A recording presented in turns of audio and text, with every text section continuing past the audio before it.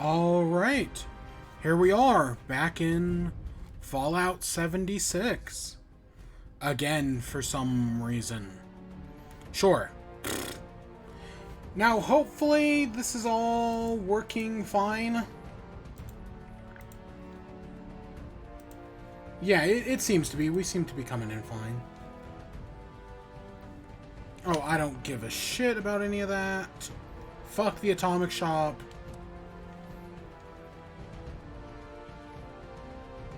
Of course, you need Fallout first.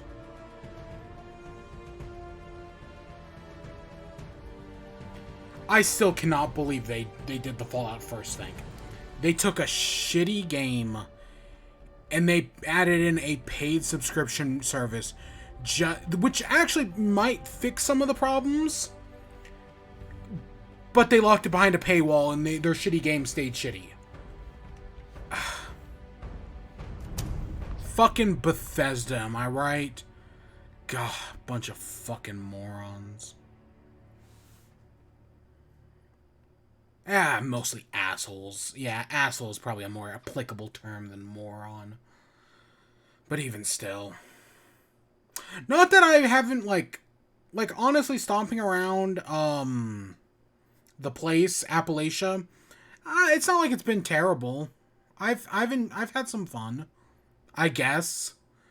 But that's still just a fucking scummy thing to do.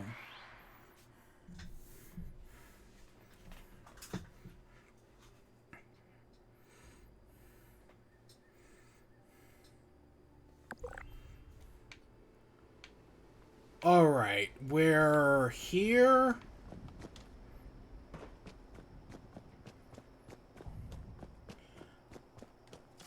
Yeah, we were a melee character. Yeah, I remember that.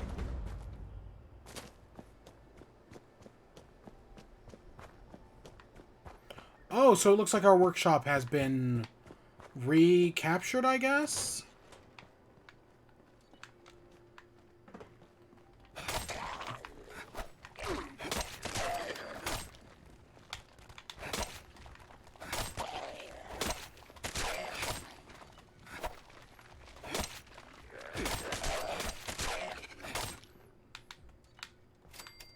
Toothpaste, soap,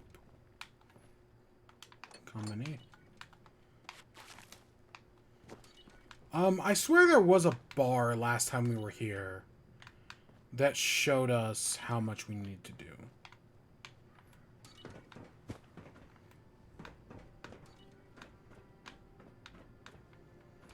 Cause yeah, last time we came here, we raided the place. We killed a bunch of ghouls. Then we had to reclaim the place.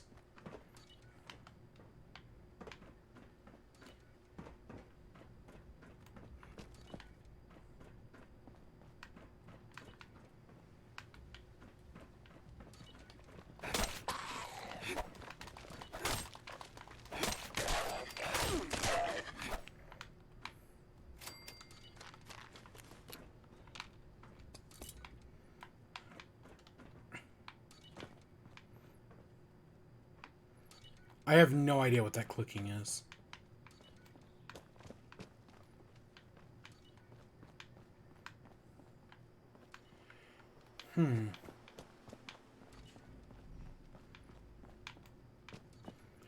Now, I think last time I was considering starting off by doing the responders, because we still have to do that.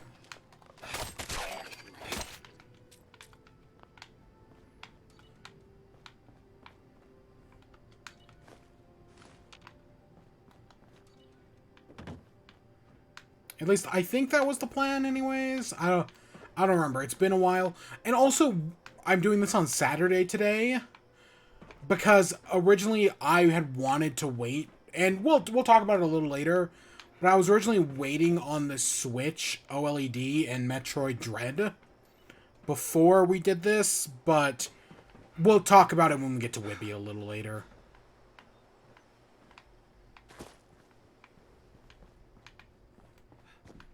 Okay, I see a diamond over here. Oh, is this the glitched one?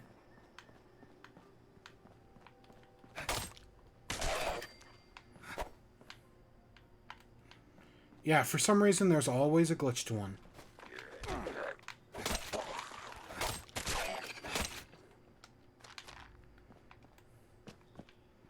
And a giddy-up buttercup. Oh, we're thirsty. Okay, okay, I'll see what I can do.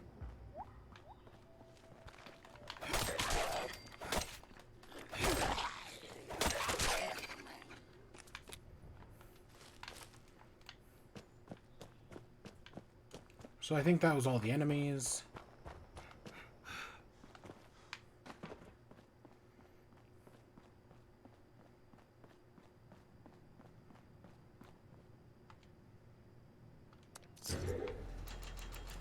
Alright, let's see. What do we have for water?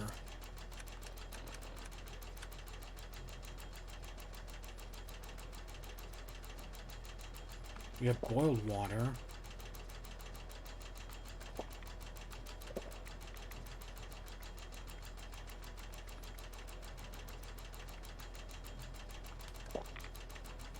Oh, God. Oops. Got some wine. I do want to get some food.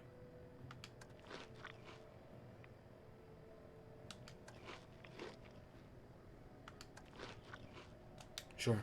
That tops us off. So there is this quest here.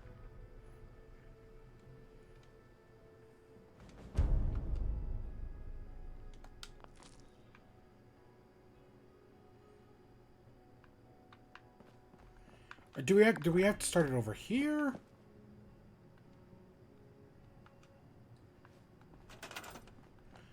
Because I remember us building like a workstation or something back here.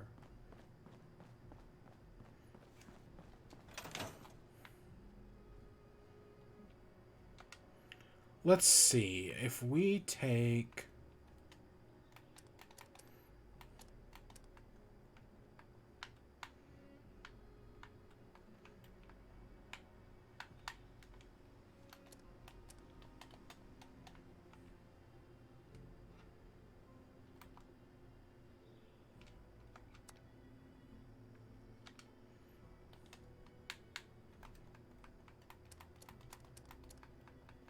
So I was going to see if I could, like, put something in this, but it doesn't, like, I can't actually, like, do anything.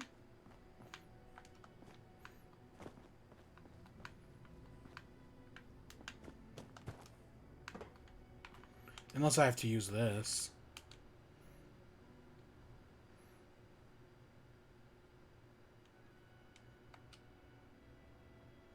Oh. I guess it's just taking a minute.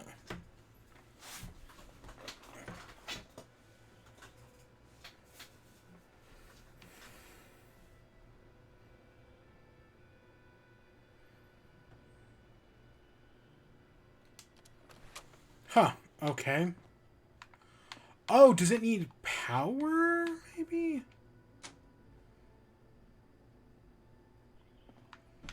The Poseidon Energy Plant. So if we come across here and...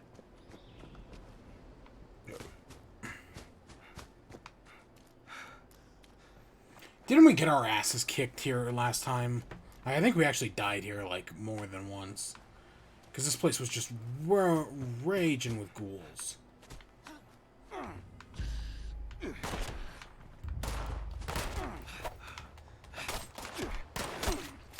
Or I guess scorched.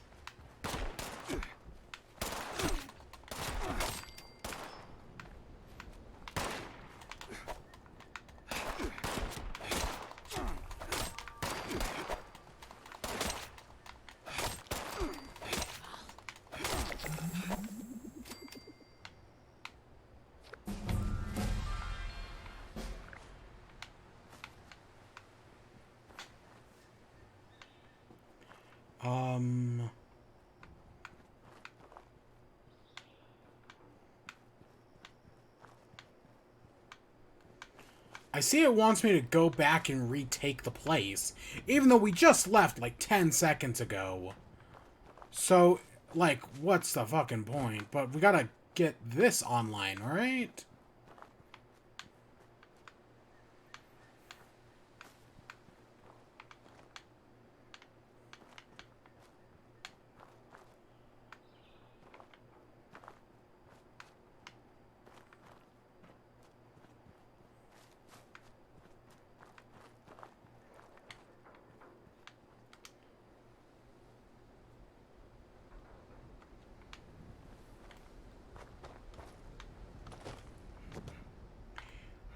Unless...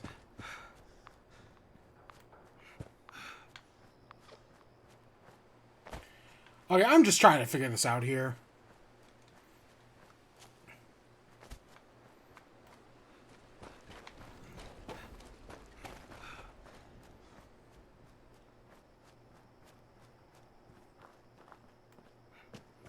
Robots?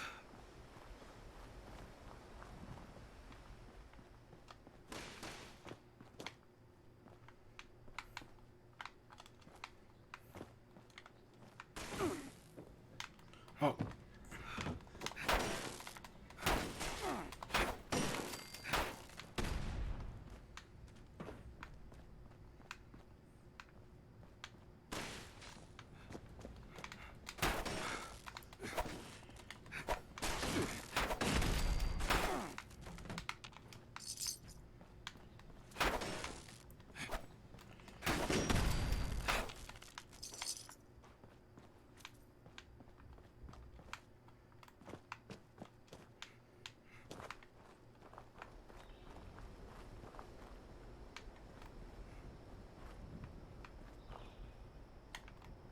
If I see one back there. I hate this outside area. It's always just so inconvenient.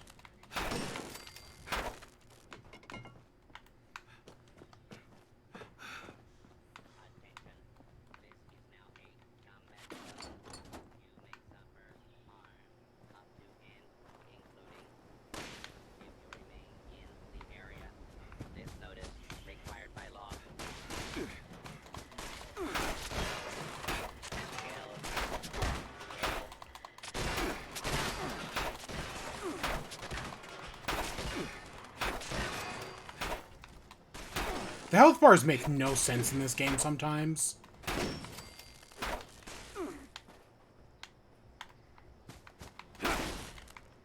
Oh, wow.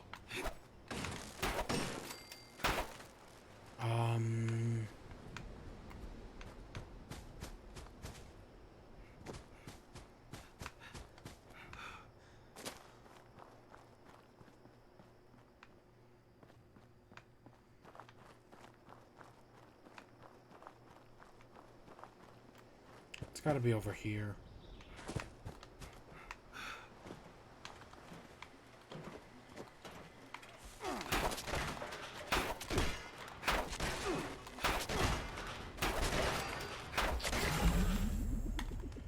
Okay, let's try...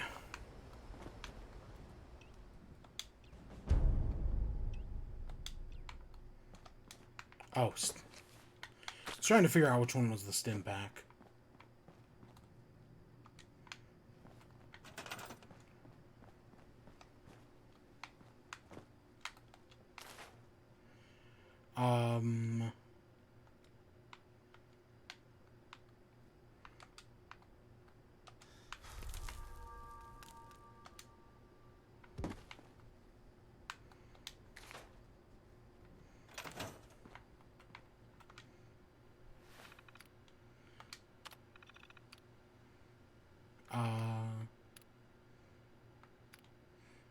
Let's make some steak.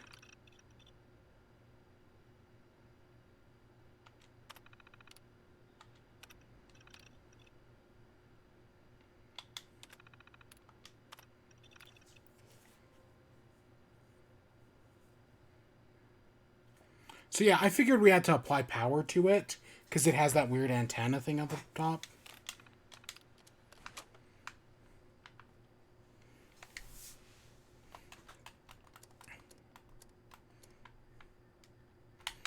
And I still can't do anything in this menu.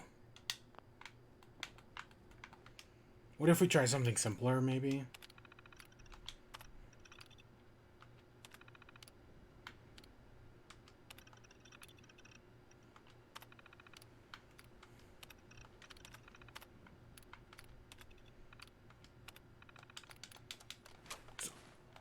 So I'm pretty sure, yeah, this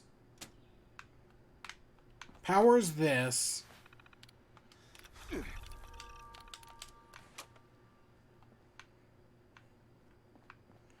Which then is supposed to allow me to use... Okay, I don't get this quest. Like, there's clearly something I'm missing, I guess. Because once I got that terminal on, I feel like I should be able to, like, pick something. And then maybe it'd tell me, like, what ingredients I need. And then I'd be able to, like, load them up. But nope, that's clearly not working.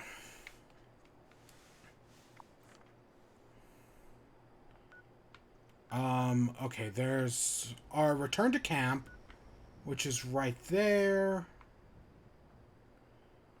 There's... Oh, there's a player over here in Flatwood.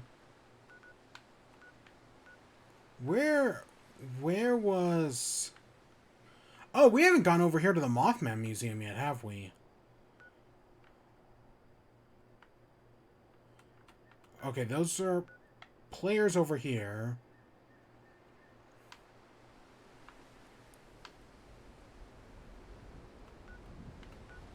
Oh, that's the uranium one.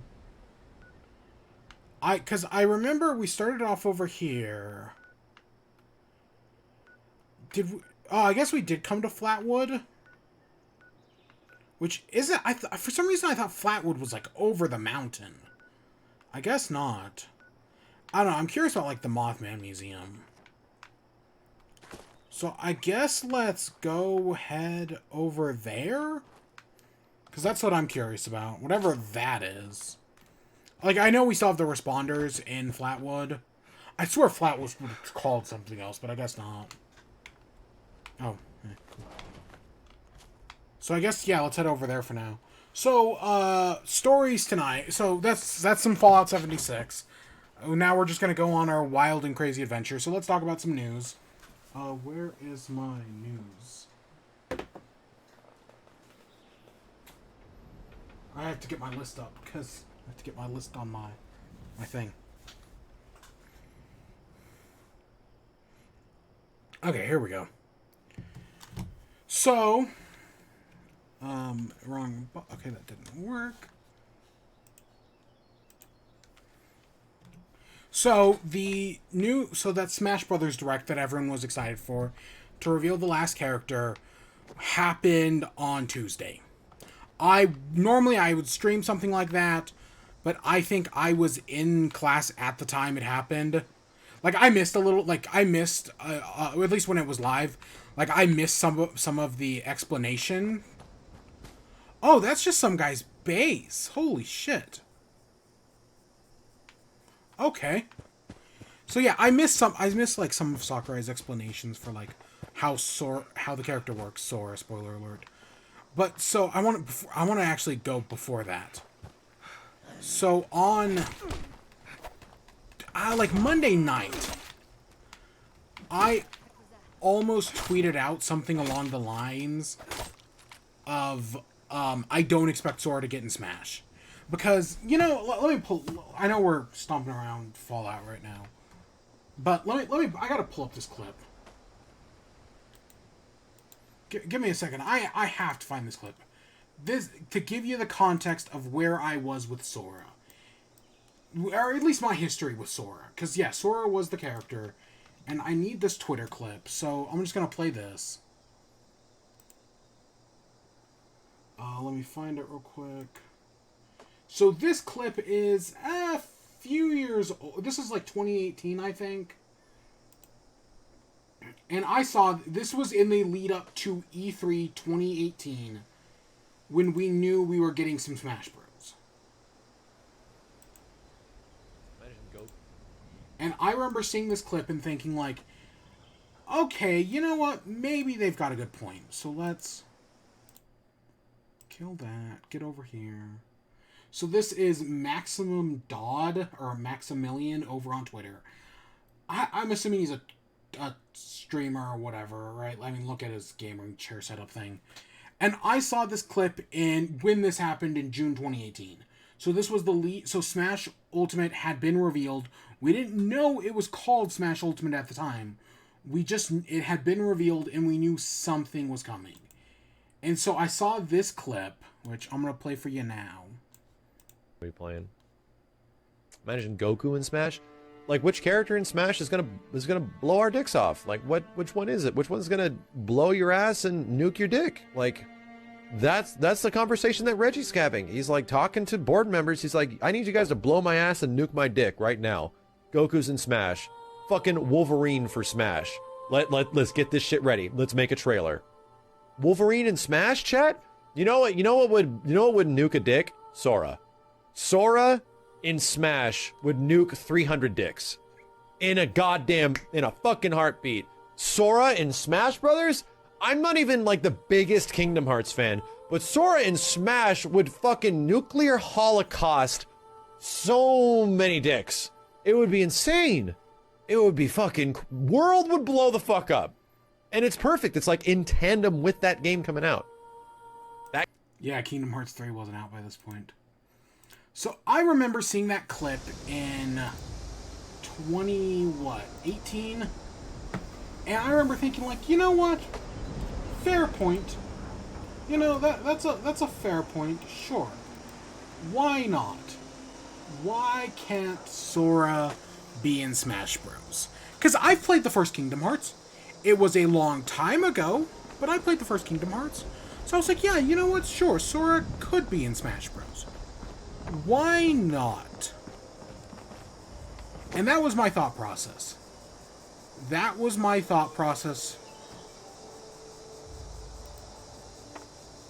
I'll mess around with that another day. So that was my thought process. Like, you know what, Sora, you know what, it could work. And so that's been my, well, admittedly, I'm not like the, right, nuke a dick off, sort of. Like, I don't go that far. But I get it. I get where that post is coming from, or where that guy's coming from. And I was like, you know what? Yeah, I'd be fine with Sora in Smash. Sure, why not? And that's kind of been my standpoint for the past, like, 2.5 years. Of course, I was rooting for other characters, of which Minecraft Steve and Banjo-Kazooie both got in. Pyra and Mythra also got in. And we'll talk about that later. We'll talk about that at the end. About, like, the overall Smash Brothers expansion passes. But that was my thought process going in until Sora. But in the past few months, especially with there only being one character left, I've kind of turned on Sora. I am not as positive on Sora as I used to be. And I think the reason for that change is I just got annoyed with Kingdom Hearts fans. Kingdom Hearts fans...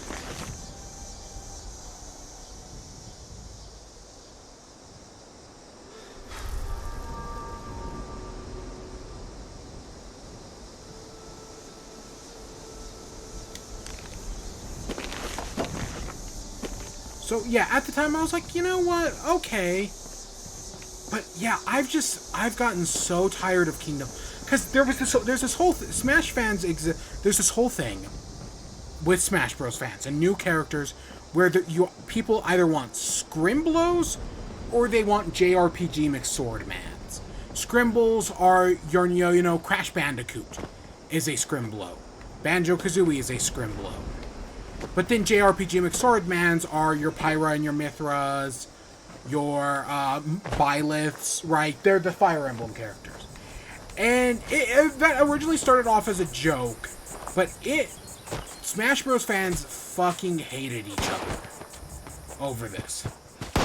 Like, it got bad, to say the least. And that's not including all, like, the...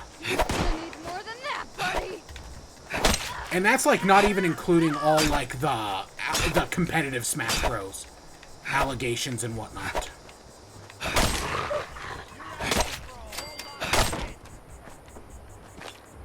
So, yeah, so Smash Bros. Fans, it's been bad. And being a Smash Bros. Fan has kind of sucked. And while, yes, this is the end of an era...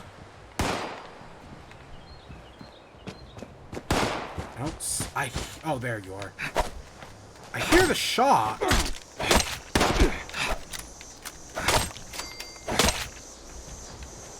But yeah, so being a Smash Bros. Fan's been a mess. And while, yes, the reveal of Sora makes the end of an era, so we no longer have to deal with that because all the characters have been revealed.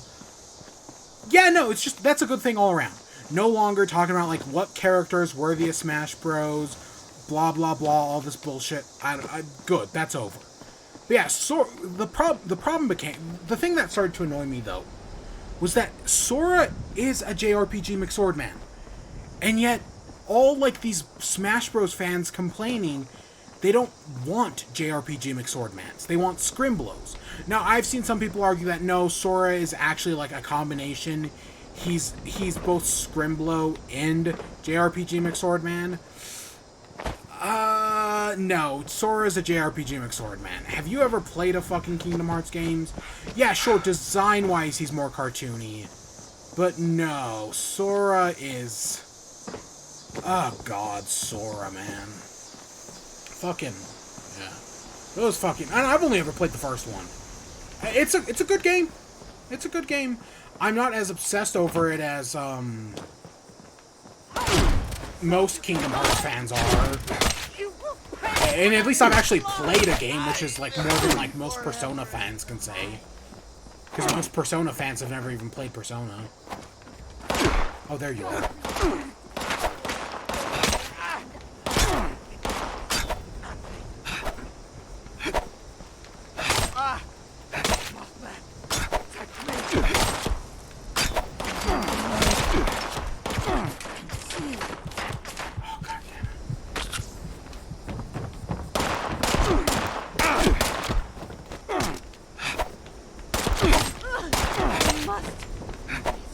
Oh, shit. So we're fighting cultists of the Mothman. Okay.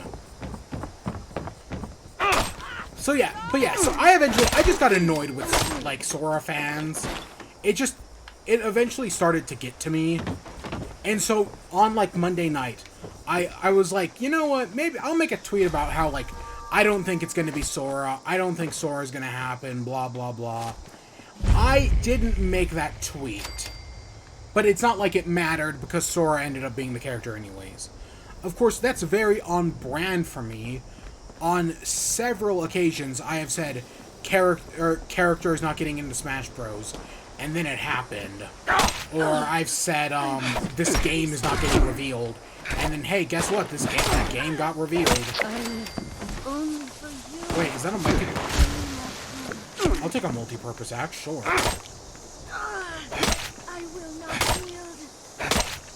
Oh god, the health this time is terrible. You're nothing. The Mothman is with me.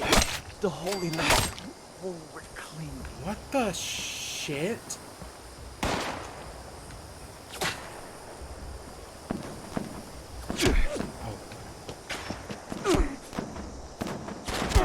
Oh my god, they're all the way up there.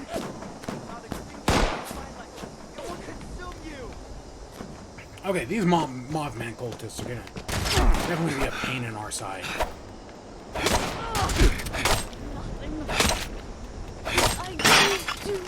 Oh shit. We have to level up a few times. You have reached level 5. Yeah, no, I don't want to do that. I'm fine with pacifist mode, thank you very much. Yes. Pharmacist.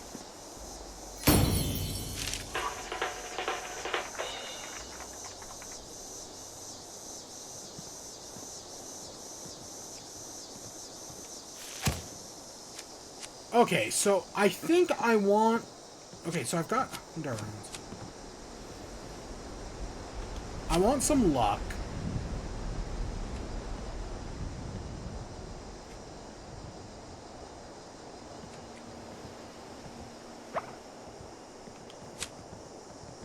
Yeah, sure, that sounds good to me. What do I know? Maybe I should just keep praying. I don't need intelligence. Mothman. I can put a point into perception, I guess. I can also put a point into, like, agility.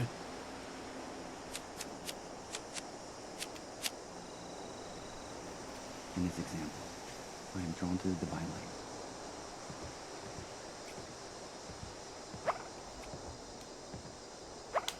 That nothing there is interesting to me.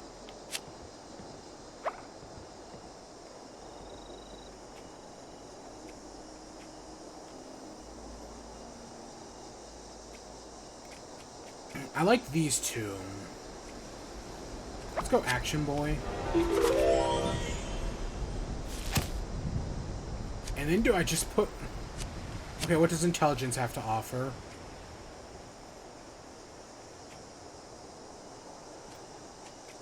I'll take an intelligence, sure. I know I don't need much intelligence, but I'll take it. Wise and holy Mothman, watch over us in our time of trials.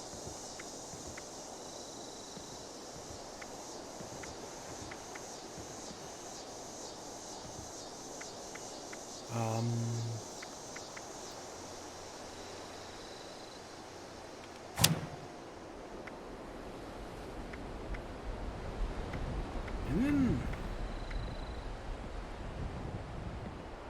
On the great day of reckoning, the worthy will become one with the divine. Okay, I need some food. I need a weapon.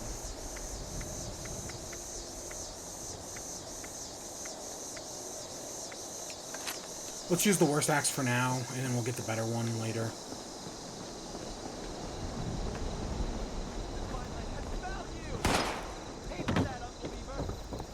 Yeah, so the reveal happened, and you know what?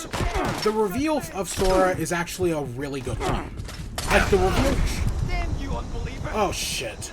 His eyes burn like fires in the night, and no enemy will escape his sight. The reveal trailer for Sora himself is actually pretty good, all things considered. I actually really like Sora's reveal.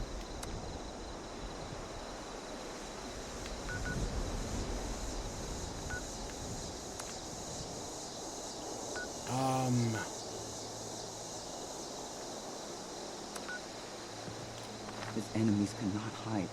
His foes cannot escape. All will face the Mothman's judgment. So can I respawn here? Sure. So yeah, the Sora reveal trailer, it's pretty decent because you're watching it and and my first thought is you see all the characters as like statues. And it's like, oh, is this going to be like... Wise and holy Mothman. Stupid. So it's almost like, oh, is this going to be like Master Hand? Because you see all the characters as statues, and it's like focusing on the glove. And I was like, oh, it's going to be... That was my thought, at least. Nope. Turns out, not that, surprisingly.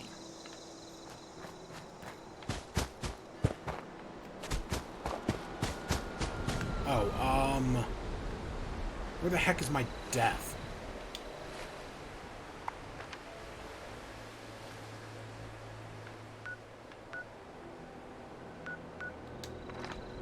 If I head towards this way.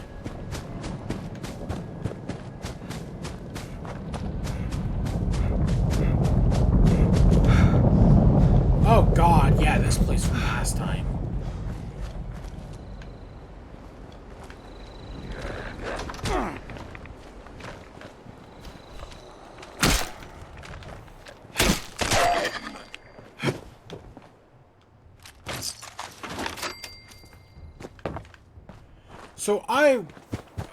Right, in Master Hand, and then you keep watching the reveal trailer, and eventually it turns into... Right, Mario grabs the fire, he throws it, and the reveal, the character is Sora. Oh god, get out of here. Like I said, I was not expecting it, I was partially rooting against it. But, you know, the actual reveal trailer, Sora flying around, the Kingdom Hearts music has always been good. And then, like, flying around like Peter Pan. Yeah, no, there's a certain level of charm to it. I like that Sakurai was even blown away. But what is really good is at the end of the video, they play, like, the full trailer with, like, all the extra scenes and whatnot. And that's also really good. In fact, I think that's one of the, like, I think that's one of the best trailers of all time, honestly. The end, like, it's a pretty good Smash reveal, but that ending shot of Mario and Sora shaking hands with all the characters around them, and, like, how they just take a minute to focus on Sora fighting Sephiroth, it's just such a really good trailer. Definitely, like, I could see people calling that one of the best trailers of all time. Up there with, like, the Breath of the Wild trailer from the Switch reveal conference in January 2017. That's another one that, like, when I think of, like, best trailers of all time, I definitely think of that one. I'm sure there are others, but nothing I can think of off the top of my head. But yeah, I was just really impressed with that. So that's Sora. Actually, like, seeing him, like, play, he's definitely, like, he's a very lightweight character. And he's a very like a combo-focused character. Kind of like a Bayonetta or whatnot. In some ways, he seems even more powerful than Bayonetta. And Bayonetta was already very powerful. So that's interesting. Yeah, Sora looks kind of interesting. I don't know. I mean, like, I like me some sword fighters. I usually like a little bit of a heavier sword fighter. And Sora is very lightweight. So that's interesting. But other than that, yeah, no, Sora, so the date of Sora's release isn't until October 18th. That's still, I think that's Monday, not this upcoming Monday, but the Monday after that. So it's still a wee bit away. But it is coming. My death is somewhere up there. So it's still a ways away, but it's gonna be here before we know it. So that's cool. Did I go up? Did they? Maybe I was farther down the street. I swear I just went over there. Oh, I went right here.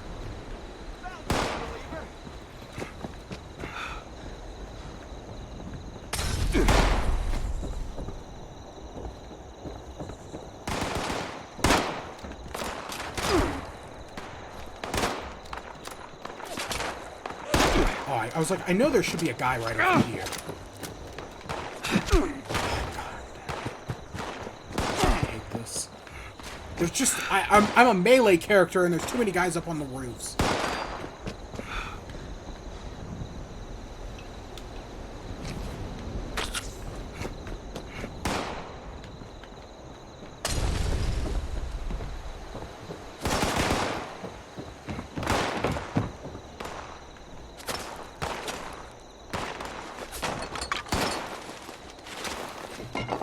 So yeah, but yeah, so other than that in the trailer started, so they started off by revealing the Mii Fighter costumes first.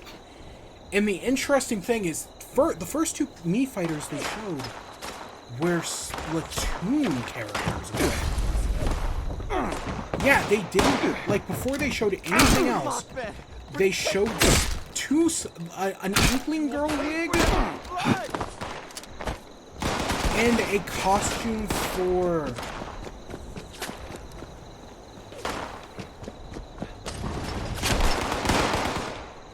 Where the shit did he go? And a Judd hat. Now, the thing about these costumes is, if you had told me these costumes were already in the game, I would have just believed you. This seems like the type of thing that, like, especially the Inkling, the Octoling, I mean. The Octoling wig, I would swear that was already in the game. I'm pretty sure that was a costume in Smash 4. So I'm honestly genuinely surprised that this is like a new costume or anything. Because it feels like one that should already have been there. But no, it's a new costume. Same thing with the Judd hat. I feel like that was something that was already in the game, but no. So like, to that end, those two costumes feel kind of underwhelming. And then the third costume was the Doom Marine, or the Doom Slayer. And, okay, so I have personally been rooting for the Doom Slayer to be the last fighter for a long time now. So I could see people being like, oh, are you disappointed by the Doom Slayer being the last Mii Fighter costume? Nope, not at all. This is fine. There was someone who made on Twitter, said something about how, like, oh, you find out, like, Shantae is a Mii Fighter costume.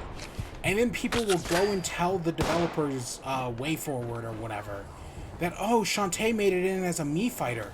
This must be the worst thing to ever happen to your character. The character is still in Smash Bros, people.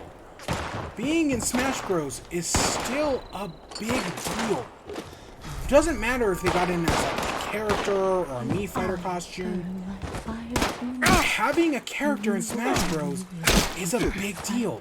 And part of me, and because they're not like a fighter, I feel like some people have just kind of forgotten about that. Like, they forgot how big of a deal being just a character in general in Smash Bros. Is. Would it have been cool for all of these to be, like, actual characters? Oh, yes, totally. But will I take what I can get? Yeah. I think having Doom Slayer as the final costume is actually pretty cool.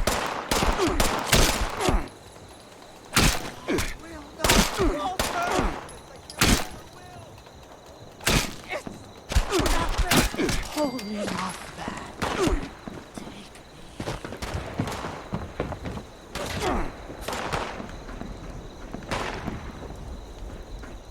So I'm fine with it. Honestly, I am fine with Doom Slayer.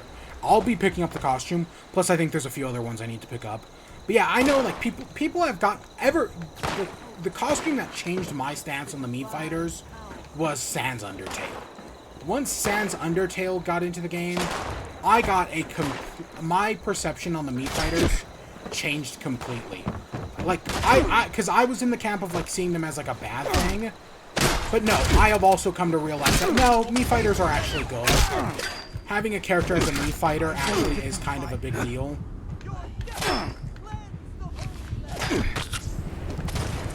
And that, yeah, that ever since Sans Undertale, that's kind of been my thoughts on it. So that's cool. Oh, and Sora. Oh, I didn't mention Sora's skins. So you've got costumes from Kingdom Hearts 2, Dream Drop Distance, which, from my understanding, Kingdom Hearts fans don't actually like Dream Drop Distance all that much. Like, it's considered one of the weakest Kingdom Hearts games. But I don't know, people seem to be excited when they announced the Dream Drop Distance skin. So, I mean, I guess good for them. I don't know, yeah, last I heard, people didn't like Dream Drop Distance. Like, at all.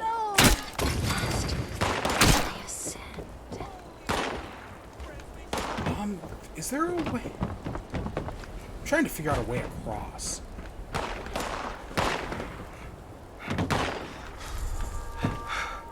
Right there.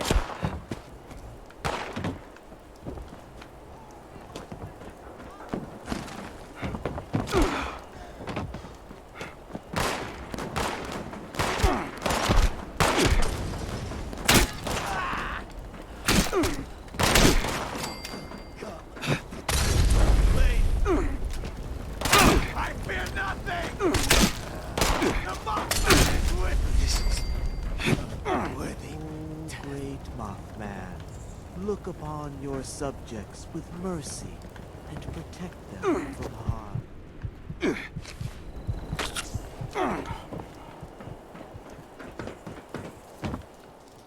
This has been so stressful. Dealing with all these cultists.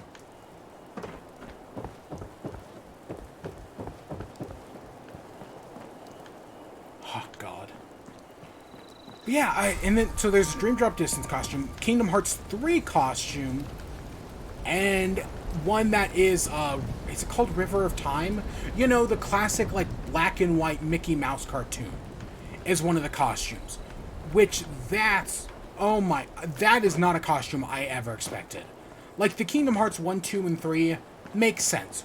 Dream Drop Distance, a little weird, but you know, that was one of the Kingdom Hearts games on Nintendo. Because that was a 3DS game. So I guess it makes sense. But River of Time? Oh my gosh, I never expected that. But it looks really good. It's a really good looking costume. Nope, don't even want to deal with that.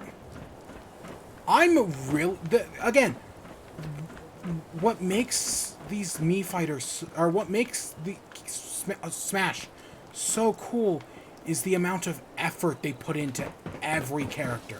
It's not, like, I know people are liking that Nickelodeon All-Stars Battle Royale or whatever, but it's very... He's our shepherd, guiding us through the darkness to his I don't want to say lackluster, but it's definitely... Like, The Holy Land. like, there is no voice acting in Nickelodeon All-Stars Battle Royale or whatever. And that kind of... And that kind of makes it seem like less than.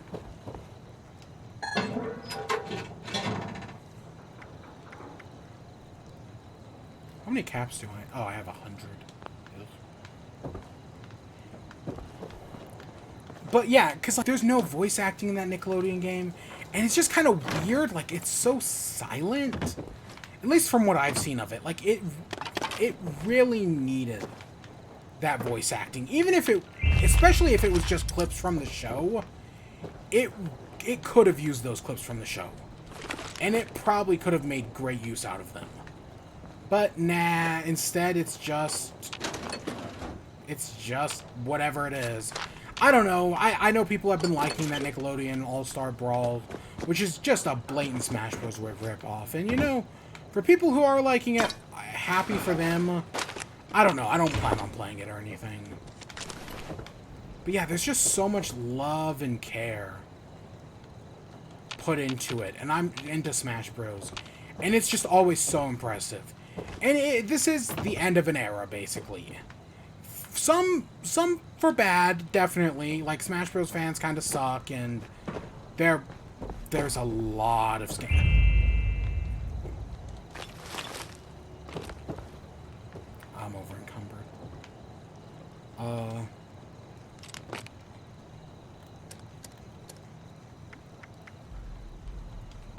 I should actually probably equip that. Did not mean to do that. Shit.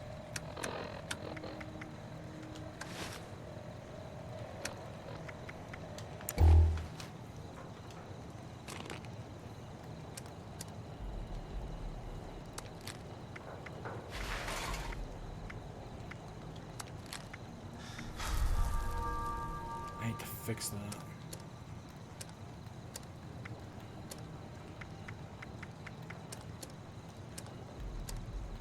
These actually weigh... Yeah, they do weigh some.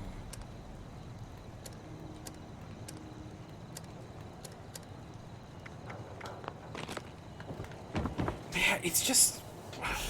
I'm gonna miss it. Like, it was definitely, like, people... Like, listening to discussions of people trying to predict the character, there is a certain gravitas to it, especially to the last Smash Bros. Character.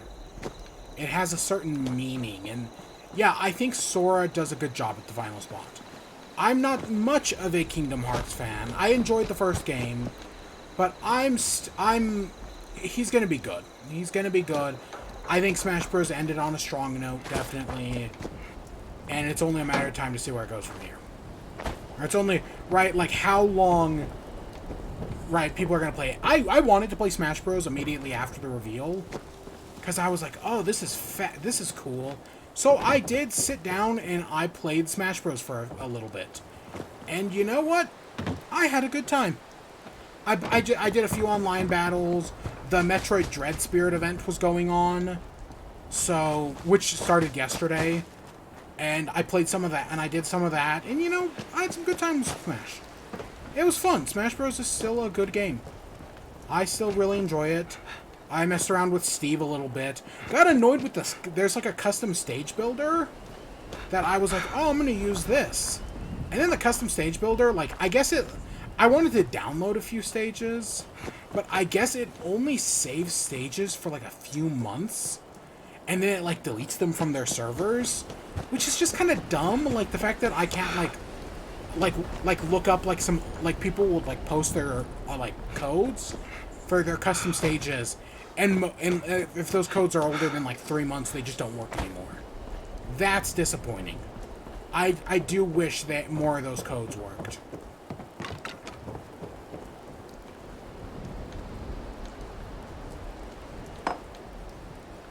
God, oh my gosh, are these just... Oh, it's the Mothman. Even though it's got like a... That's definitely... I know there is a Mothman quest in this game somewheres. I know, like, you can... We saw the Mothman last time. And I know there's like one of those like world events that has you helping like a Mothman at like a lighthouse or something like that.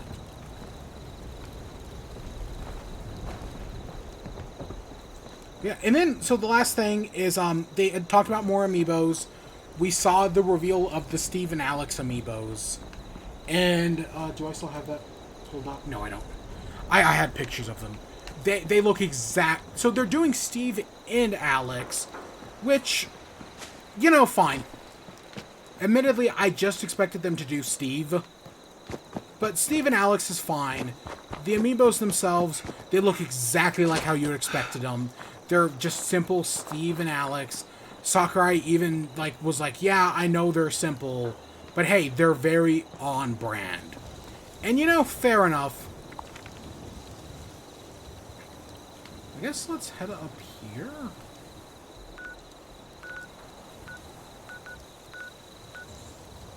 Because we more or less cleared out Pleasant Point. Didn't actually find a Mothman. Maybe I wasn't looking hard enough, but I didn't actually see the Mothman Museum in here anywheres. I found some... Because clearly this was a base for the responders until the cult took over. And presumably killed all the responders. Maybe the Scorched. I don't know. I thought there were no... Is this one of those things that happened post-update? Because I swear... Because there weren't supposed to be any humans in this game. But yet, look at all this Mothman bullshit. Is this one of those things that happened post... Is this one of the later things that happened? Post... Not Nuclear... Nuclear Winter was the update, but I think Wastelands? I don't know. But yeah, so Steve and Alex amiibos look good. And they also confirmed they're doing amiibo... Those are spring next year. But they also confirmed we're getting amiibos for Sephiroth,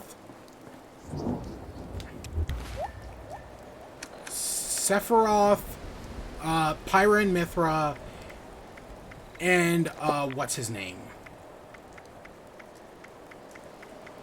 We're gonna have to drink. Oh, we have to make a chair. And we have to make the chair. Gosh, we go through water quick. But yeah, and then Kazuya is getting an amiibo. Now, they talked about future amiibos. They did not confirm if... Oh, it's over there. They didn't confirm if Sora is getting an amiibo.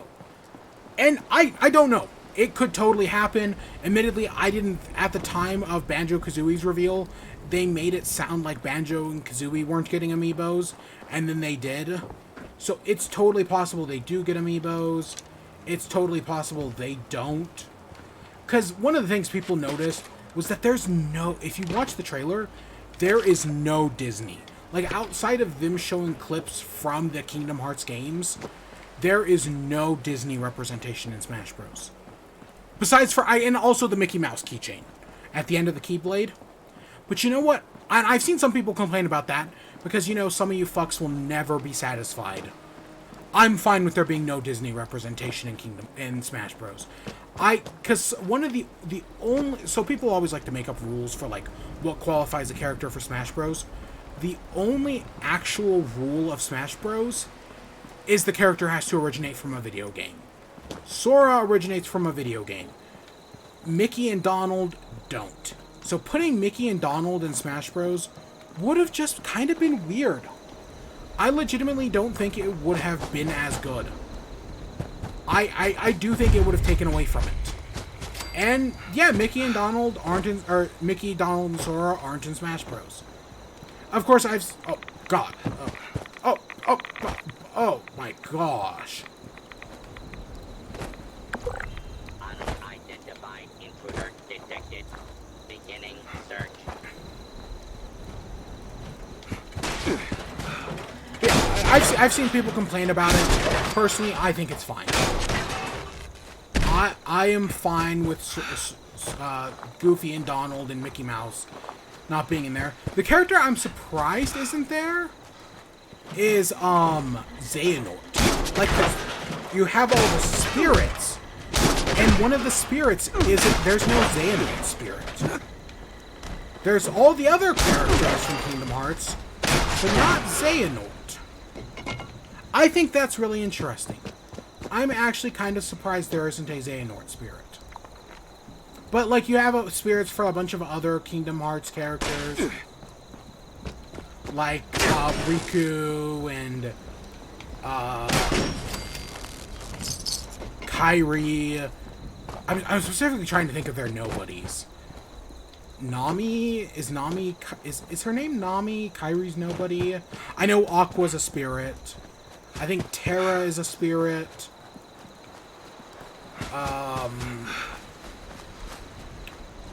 What's... Ansem isn't. Who am I forgetting? It's Sora. I'm forgetting the name of Sora's nobody. I have no idea. I know Sora's nobody is... I don't know. Yeah, I'm happy there's not a lot of Disney representation. I definitely feel like Disney just would be... Like, there's already some weird characters in Smash Bros. And some interesting things. I definitely feel like Disney representation would have made things a lot less interesting. At least that's my personal opinion on things.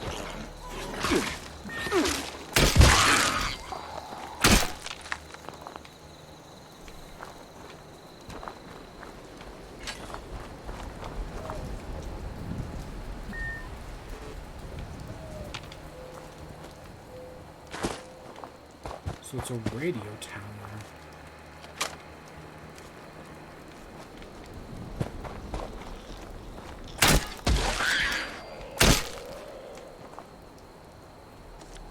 The Enclave? What? What? Is this an Enclave base?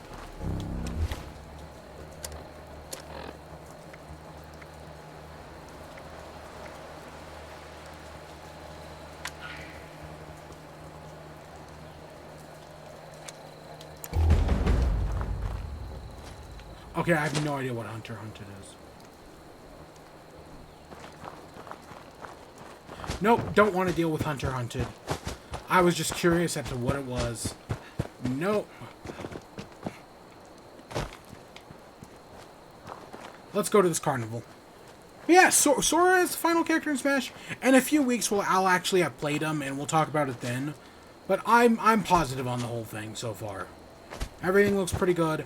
As the actual ending to the Smash Bros. Expansion Pass, so they did like that whole trailer where it's like, what's in Smash Bros. So far? And it's like over like, was it over 400 games represented? It was something massive like that, like 400 games, and I was just like, what? There's no way there's 400 games. represented in Smash Bros. That's, like, I could believe there's a few. But 400? No way. But I guess there is 400 games in Smash Bros. And they pointed out, like, oh, I was hoping to make a basketball. Oh, is it a Kami Whacker? I'll take a Kami Whacker.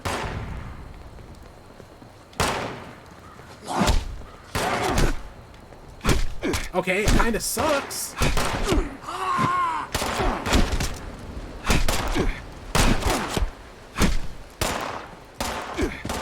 Okay, we need an actual weapon.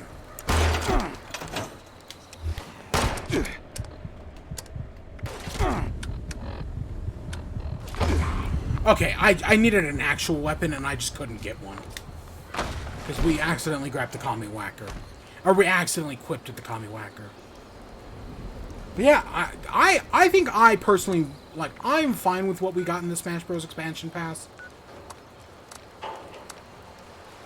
It's, I mean, we got, of the characters, right, of the 11 characters, I like Banjo-Kazooie. Okay, just, you know what, let's just go in order. Joker is fine. I don't think he's anything that special, but he's fine. Or actually, wasn't I just using a normal multi-purpose axe? Joker is fine. He's not my cup of tea personally, but he's fine. The Dragon Quest hero I should like a lot more than I actually do. Like, gameplay-wise, I should like him. Because he's kind of like Robin, and I like Robin. But my problem with the Dragon Quest heroes is I hate his recovery. I suck at it. Honestly, I should probably put some more time into it. And his magic, while interesting, I don't know, I always feel like I kind of suck at it. Like, it's just so much to focus on. So, I don't know, I have complicated feelings on the Dragon Quest hero. Banjo and Kazooie, I think, is a great addition. Don't always play as them, but I think they're... Priority alert! Looks like those damn wolves are on the hunt again. Forest Watch has spotted multiple packs, but the Alpha's whereabouts are unknown. I repeat, Alpha's location is unknown. We need to find and kill that Alpha wolf ASAP. Take out the smaller packs and draw out that Alpha. Just make sure you bring a lot of bullets. That big Alpha is a heap of trouble. Yeah, Banjo-Kazooie, don't really play as them too much, but I think a great addition, especially as, like, a great legacy addition. Terry is actually, I think, of the four, like, fighting game characters, you know, characters who come from fighting games, I think Terry is the best one. Or at least he's the one I have the most, like, fun playing as. Byleth is my main. Not a character I was super excited for, admittedly. But Byleth's my main. Love using them. Really great on that end. And then for Fighters Pass 2, we started off with Min Min, who I think, again, character I suck at. Also, I guess, technically from a fighting game. Character I just suck as, but I think an ARMS character should have gotten some representation. And Min Min, I think, is way more interesting than Springman. So, I'm down for Min Min.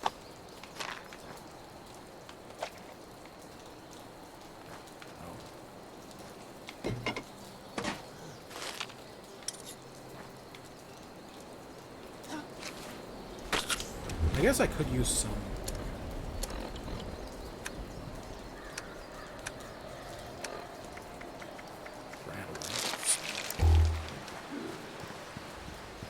I saw somebody over here.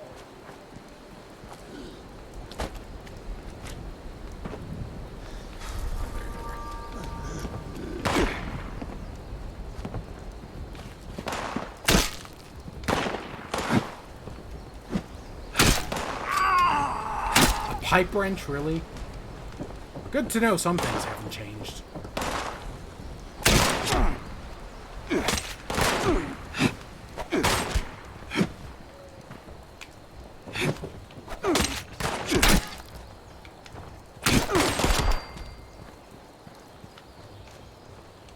Pickaxe, sure, I'll take it.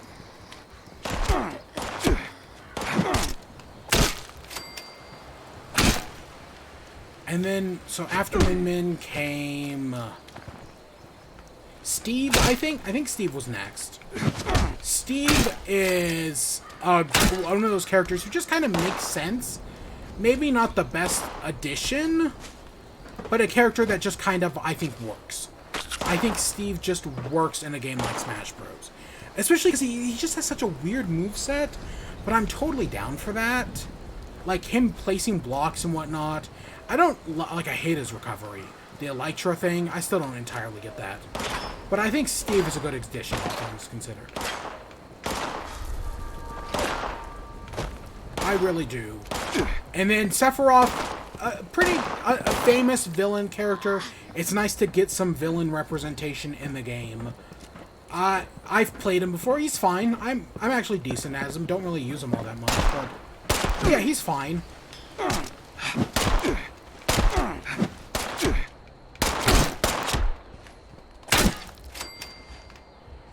And then who else? Then Pyra and Mythra.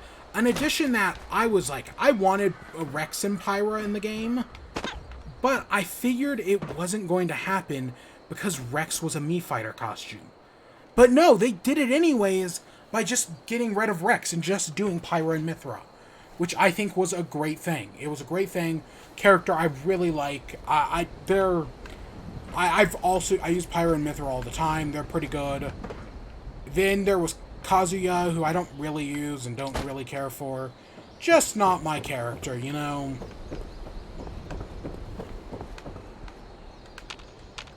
I was really hoping we were going to be able to do something to turn on the merry-go-round.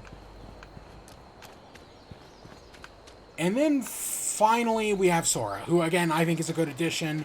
We'll play him in a few weeks. We might even stream Smash Bros. That week.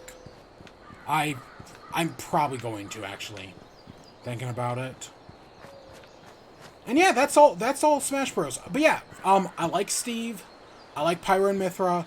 I like Byleth. I like Banjo-Kazooie. Oh, and Piranha Plant. I like the Piranha Plant as well. Sora, I think, is decent. Half of the characters, 6 out of, like, 12? 6 out of 12's not bad. Like, I know that's half of the characters I don't really care for, but I don't actually dislike any of them. Like, even the ones I care less about, like Joker and Kazuya, I don't hate or anything. I just don't care about them as much as other people do. But I think the Smash Bros. Expansion Pass has been a great success. Is it kind of expensive? Yeah. But I've enjoyed it so far. I really have. And yeah, it's the end of an era. Now let Sakurai move on to do whatever the fuck he wants next. And not just that, give Sakurai what we gave Hideo Kojima. Just give him an unlimited budget and allow him to make whatever game he wants. Like, seriously, he deserves it at this point. Just... Oh my god.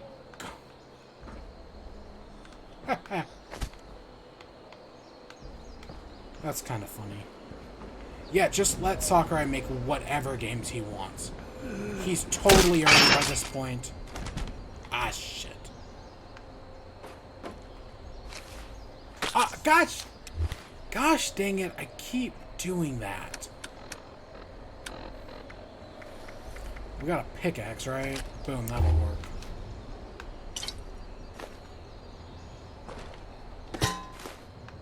Carrots, some sugar, some funnel cakes. We really should set up our base at some point. So let's move. We've been talking about Smash Bros. For almost an hour now. Somehow, let's move on. So next up, we're talking about Twitch, the platform I'm streaming on right now.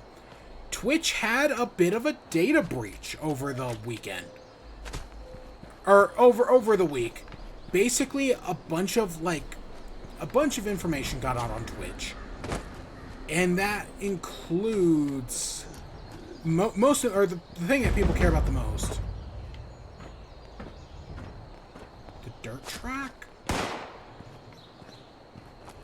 Oh, so it's another location we can claim. Okay. I actually want to get away a little bit and set up camp. But yeah, so Twitch had a data breach, and a bunch of like no passwords got out according to Twitch. No passwords or like personal information, but instead like metrics on how much Twitch streamers make. And it's a fair bit of money. Of course, it shouldn't be too surprising, because like Hassan is the one I think of, who literally just streams all day. Like, if you just look at the number of subscribers he has, of course he would be making a bunch of money. Like, honestly, like, look at what he does. Why wouldn't he be making a bunch of money?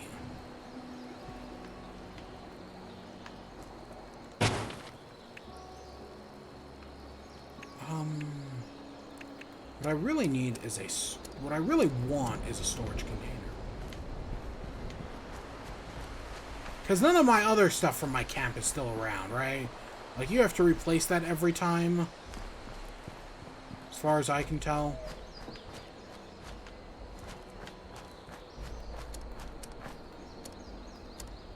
I think it'd be under stash boxes.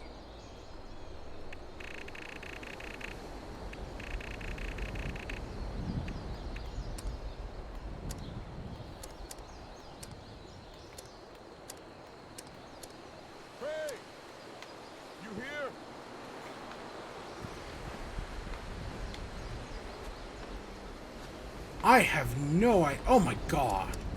I have no idea who the heck that guy is.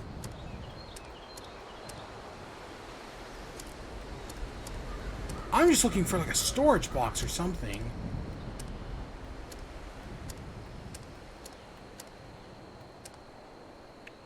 Oh, here it is, stored.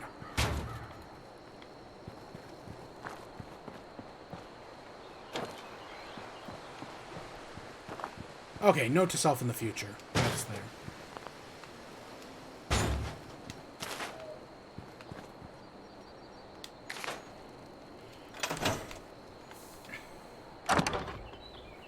So, yeah, so a bunch of information got out about Twitch. It doesn't entirely look good, per se. Like, it's a lot of stuff. But, like, a lot of people are like, oh, well, are you surprised by how much these streamers are making? Not really. Like, I've only looked at a few of the numbers, but I think it's, right, like, people are, like, I always see people complain about, like, Twitch thoughts, and how much Twitch thoughts are making. No, they aren't making as much as, like, some of these big-time streamers. Really, it's nothing in comparison, honestly. But people always act like the Twitch thoughts make so much money, or at least, you know, that's the term that gets thrown around all this time. So yeah, it doesn't really surprise me at all. Crane! Come out, wherever you are! Take a hike, I hope the real Crane's alright. Oh shit! I've got to get over to, not here. Good luck with those guys. You Crane? This it? Thought you were some kind of big shot. So, rumor is you've got information our boss wants. You tell me where this treasure is, and he's willing to leave you alone. Scout's honor.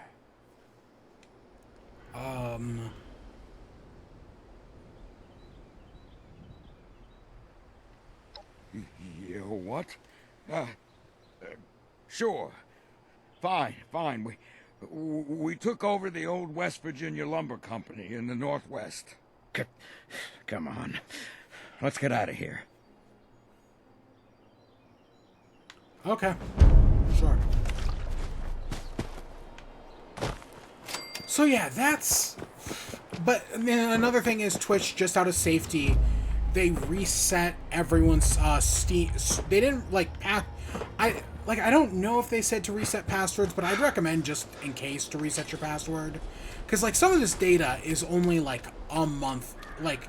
Or some of this data is from, like, the last, like, week. So it's all fairly recent data. So I'd keep that in mind. But also, like, a big part of it... Okay, this is... Where was that... timber company. Wasn't it? Oh, was it over here? I was like, I know it's somewhere around here. But yeah, but they reset everyone's Steam keys, and I did update mine. But you know, they said you don't have to reset passwords, but I would do it just in case.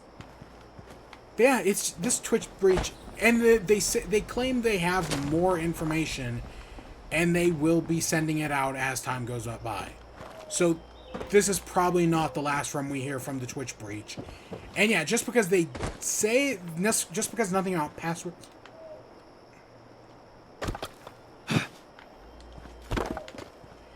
Just because nothing about passwords has come out so far, doesn't mean the hackers don't have it. They just might not have released it yet.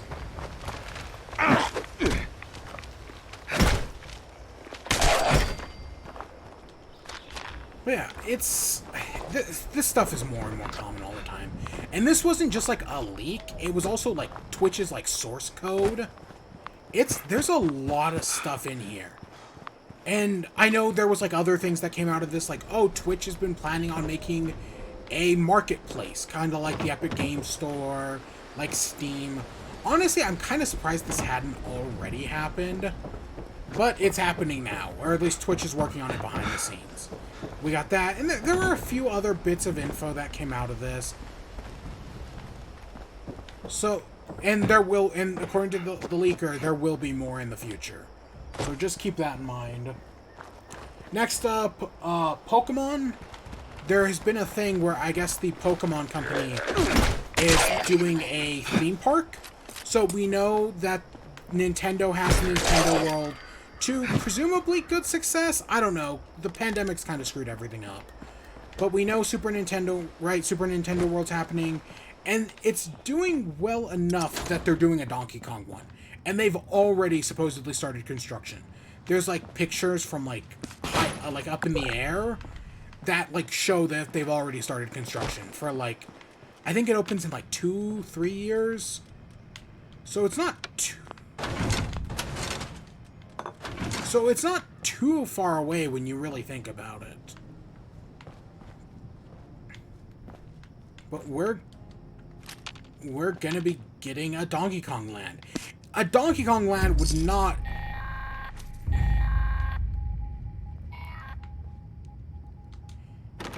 I would not think a Donkey Kong Land would be, like, the next land.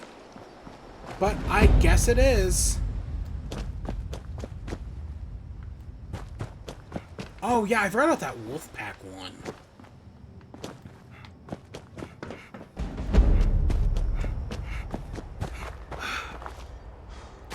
Oh, someone completed it already?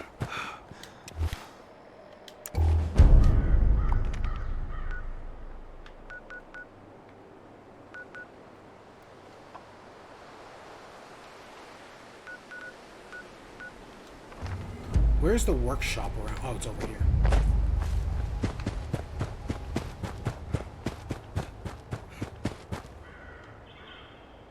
Yeah, sure. Yeah, so Pokemon Park, Donkey Kong Park. A Pokemon Park, in theory, could be really cool. It depends on how they do it. I don't know, I actually booted up Pokemon Go recently. Only because, they're doing the Zarude, right, that special legendary Pokemon. They're giving it away in Pokemon Go right now. So I was like, you know what, I'll give my... You have to, like, complete an event to do it. And I logged on today to, like, work on the event. And I've been logging on for the past few days. But the one thing that, is you have to, like, look at, like, ground Pokemon for some reason. I'm assuming it has something to do with the movie. But all the ground Pokemon, today was a special Duskull event. So there were all Duskulls today, so I couldn't find any ground Pokemon. And I don't know how long I have to complete the event. But I was like, oh no, this isn't going to end well. Oh, so mole rats are attacking, okay. But in the Duskull event, I did get a shiny Duskull. I found a shine. I opened it up, and there were, like, a dozen Duskulls around me. And one of them just so happened to be shiny, and I happened to have, like, 4 Pokeballs, which was enough to catch it. So I got myself a shiny Duskull. So that's neat. I'll transfer that over to Pokemon Home or whatever. But I'm just trying to get the Zarude, and then I'm done with Pokemon Go again for a while. Because the monetization in that game just keeps getting worse and worse. Oh, speaking of monetization real quick. I was going to pick up... So that Avengers game came to Xbox Game Pass. And I was like, you know what? I'll try out that Avengers game. At least I'll do the story mode, right? Because I like me some Avengers, and I'm one of the people who defends the designs. Won't defend the rest of the bullshit in that game. But I'll defend the designs. Yeah, it seems to be... I guess, now that it's on Xbox Game Pass, to compensate, they've made the game even more grindier. Or something along those lines, because they've added in new, like, XP-related microtransactions to, like, make... So that way you could pay money to make the game less grindier. That's fucking scummy. That, like, they legit... Again, grinding is only a problem in a game... is only a problem when they make it a problem. Right? That's a problem that can be completely avoided in games, but developers will make games more grindy to sell microtransactions. And it's something that just keeps happening. That's the problem with the recent Assassin's Creed games, is they're intentionally made more grindy to encourage you to pay for the XP boosters. I'm assuming Call of Duty games work the same with, like, unlockables online or whatever. I don't know, I haven't played a Call of Duty game since... Black Ops 2? That sounds right in my head. Yeah. Next up, so there is an Animal Crossing Direct on the 15th of October. So just a few days away. And we know... Are these mole rats just not spawning? I was expecting to have found something by now. Oh gosh.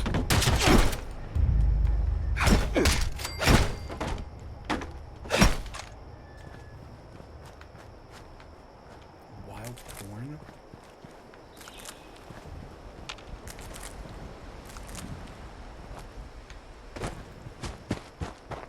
I guess we can head back to the track. Oh, potatoes.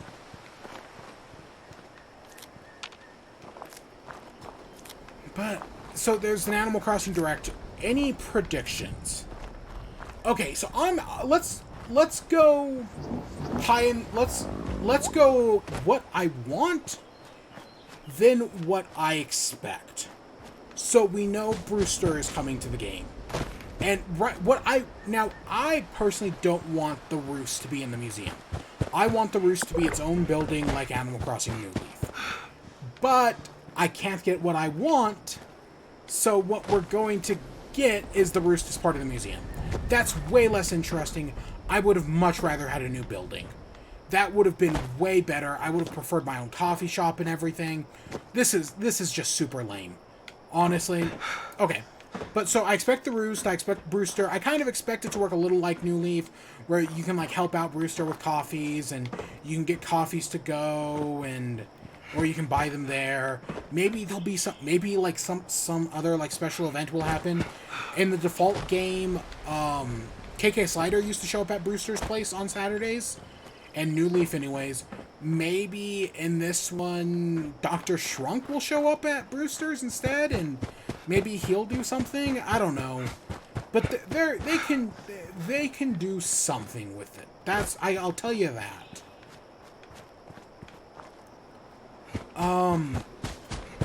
Okay, so that's the big one. That's the one we know is going to be there regardless. And we know the update's coming out in November as well. I really feel like they should just try to get it out as soon as possible. But, okay, November. That's our release date. So, when in November? I don't know. I'd hope early November. Usually Animal Crossing, though, updates late in the month. Noise? Hello?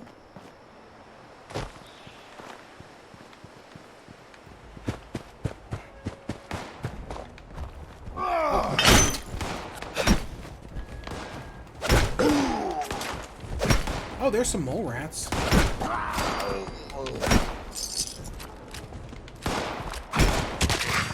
Oh, it's a new hound. Oh, we...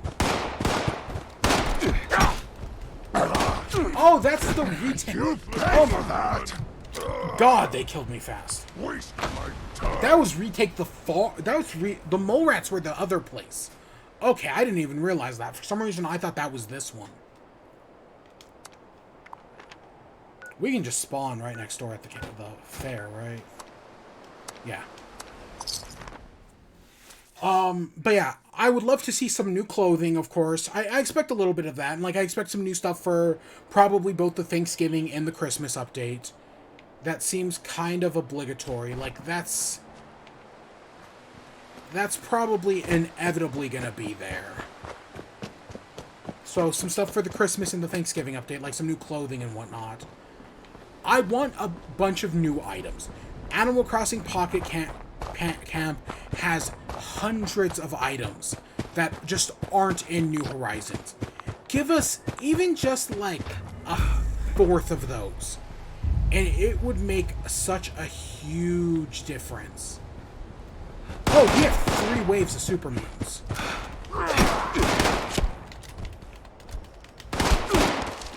Oh my God, these things do so much damage. Oh my God, we were so fucked. Oh my God. But yeah, so I want some new furniture. So that's what I want. Reality, I don't expect anything. I don't expect any new furniture or anything like that. But that's my hope, is some new furniture would be cool. Like, honestly, I would love some new furniture. I don't expect any of it. Nope, I expect nothing. What else? I don't expect any gyroids. Gyroids would be a cool one. I think the possibility is about 50%. I think there's a 50% chance that gyroids make it back in the game. I think there's also a 50% chance they don't.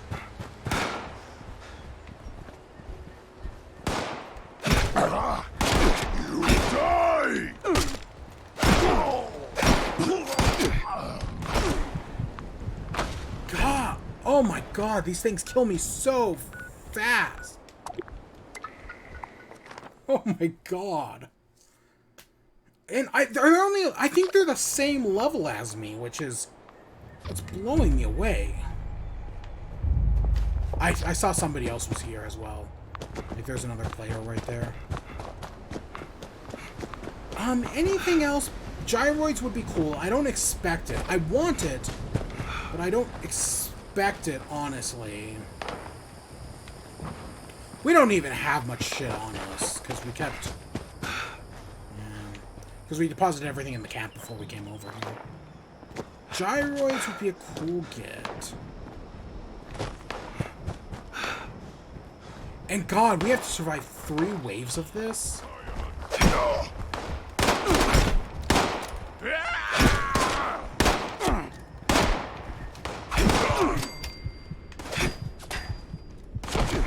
Yeah, no, they just kill me before I can even do anything. Wow. I can get 1 killed, and then they just kill me. Anything else? I don't know. Again, a lot of people, I think in theory, have been talking like Brewster is going to save Animal Crossing New Horizons. It's not. It's just... Oh, someone's defeating the mole rats? What?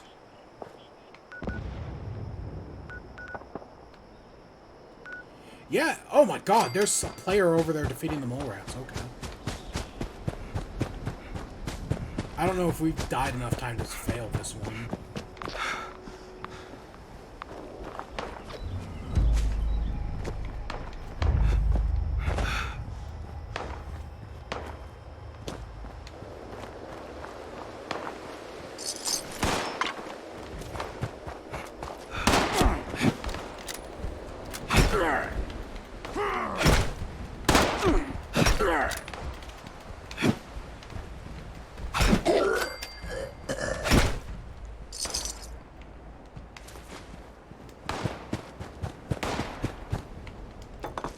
Here's There's my shit. There's not much shit in there.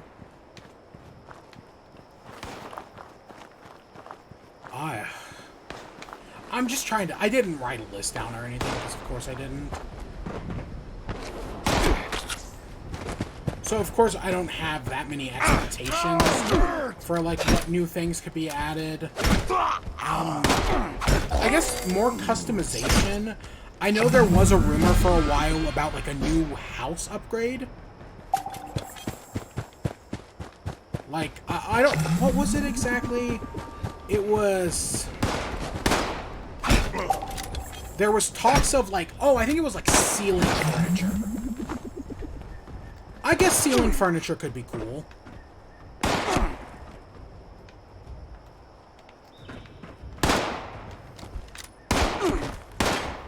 Oh my god, come on, get up here, get up here. Oh my god.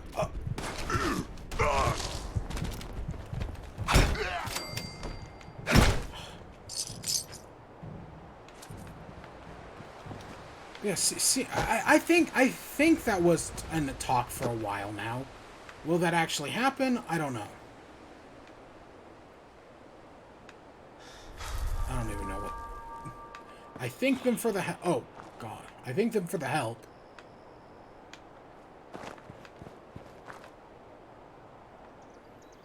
And anything else? You know me, I always want those quality of life changes. There's so many quality of life changes I want that I don't expect to... That I don't expect to ever happen. Like... Weak. Aha! Going to be a good fight.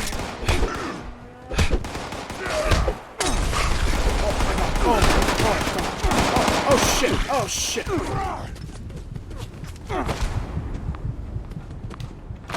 I'm just dying in respawn. I mean, it doesn't cost any. The camp's right there.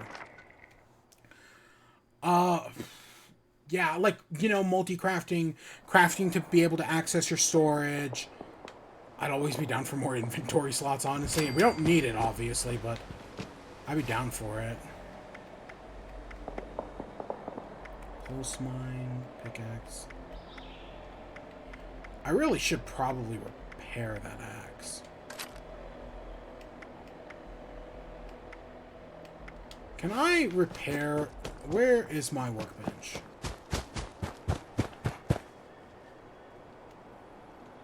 Why? Can I repair this axe?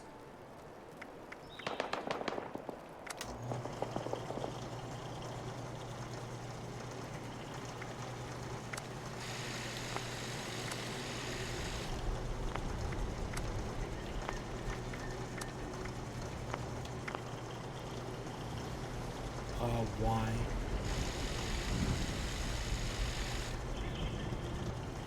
Do you have to... Can you not, like, just repair it with items you have?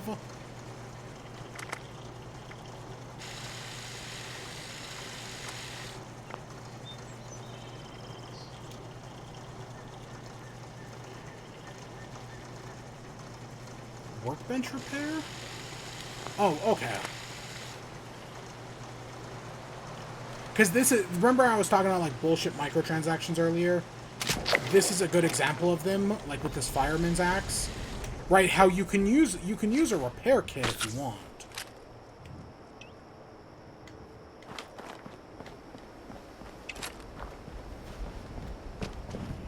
Yeah. But yeah, so the actual expectations for the Animal Crossing is Brewster and that's it. I don't expect anything else. It's gonna be Brewster. It's gonna be disappointing. And that's going to be the only thing. That sucks, but that's realistically what's going to happen. Animal Crossing was... It owes a lot of its success to COVID, and yet it's also a complete... It also like, got screwed over by COVID, because they clearly had plans for more updates, and then none of those updates happened because of COVID. COVID like, stopped them from getting any good updates out.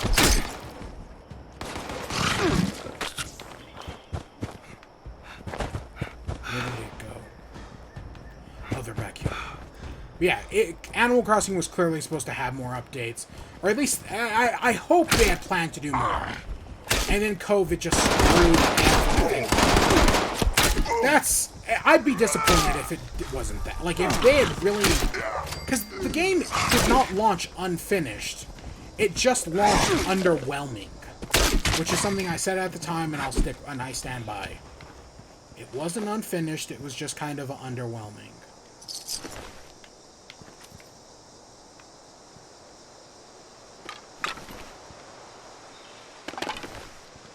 I really need to get some better armor.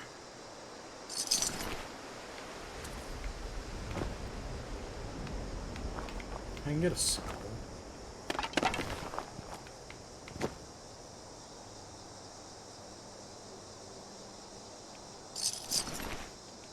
I might get a complete collection. And yeah, I guess that's all I gotta say. It's gonna be disappointing. Of course, if it's either way, even if it's just Brewster, I do plan on streaming a little bit more Animal Crossing. I would be willing to come back to the game for probably a few days to, like, check out all the new Brewster stuff and everything.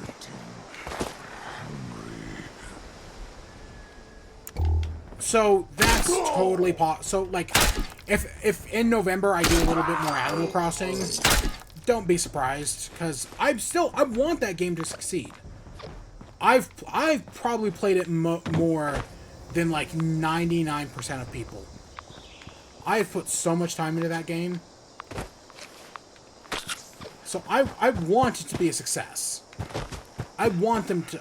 but I just don't think there's anything that could, like, overall fix the game. I'd love for them to do something that could, but I just don't think there is anything that can. So there's something I'm missing in the second wave.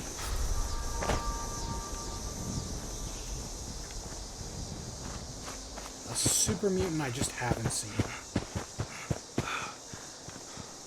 Whatever. So next up, so a few weeks ago, maybe even just last week, we talked about the studio, not Clever Endeavor. What's the studio's name? Give me a second, I'm gonna look it up. It's the studio that made the game Bug Snacks. They did Octodad. They're Young Horses. I knew it had horse in the name, but I was like, it's not Clever Horses, because Clever Endeavor does Ultimate Chicken Horse. No, Young Horses does the game Octodad. And at least I think it was Young Horses anyways. It was either... Young Horses sounds right to me. Where they did a thing recently where they talked about how they're switching to, like, a four-day work week. Well, another studio, Eidos-Montreal, who is currently making that Guardians of the Galaxy game.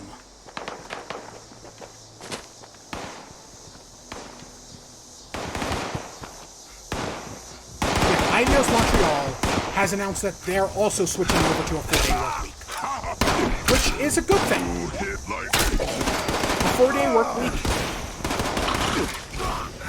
4-day work week is a good thing. Companies see, when they switch over to 4-day work weeks, do see increased productivity, and I'm sure Eidos-Montreal will see the same thing.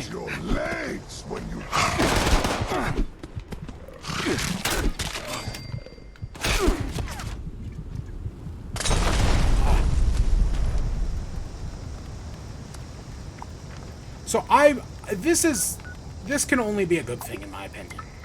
That, because companies and time again, of course, right, Americans are very stubborn. They're very rooted in Anglo-Christian traditions. So, like, they normally that's a 7-day work week. But thanks to but Henry Ford was able to trick people into a 5-day work week. And now in the modern world, a 4-day work week is even better.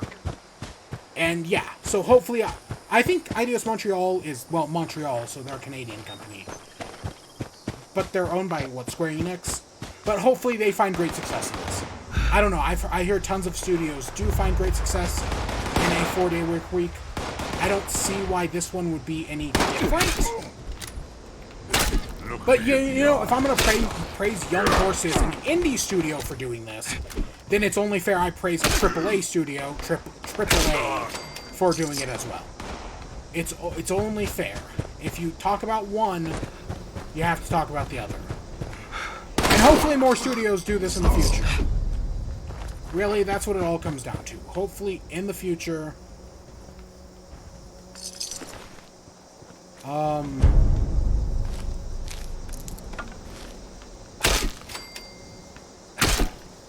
my stuff is under this guy?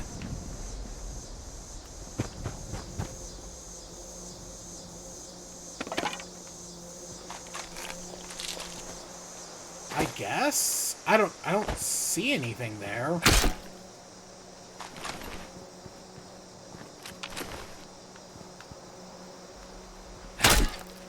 Whatever. But yeah, so that's Young Horses. Good. Hopefully they'll be able to get great things out of it. Hopefully this will be able to get them great, like, stuff. They'll be able to make something good, you know, or for Eidos-Montreal. I don't know. I want that Guardians of the Galaxy game to be good. Will I actually play it? I don't know.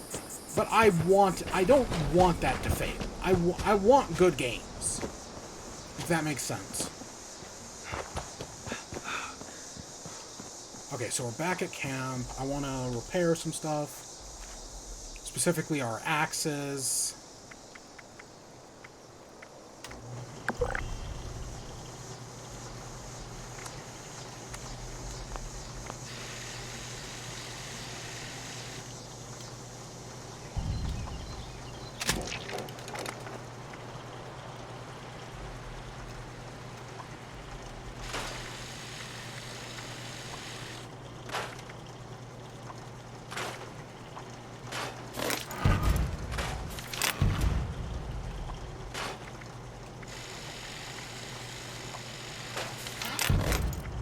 Can I upgrade this, like, at all?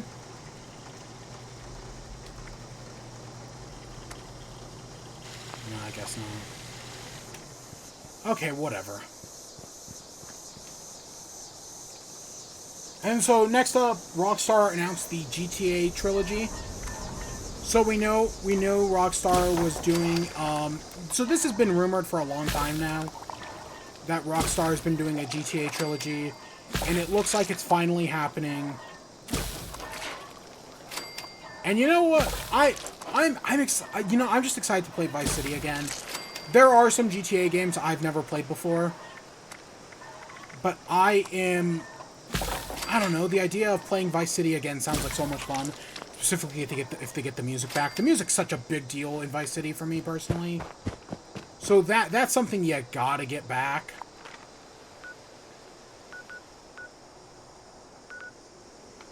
I guess let's head up this way for the moment. Let's just this way. But in theory, I'm like, yeah, I'm totally on board for a GTA 5 remaster.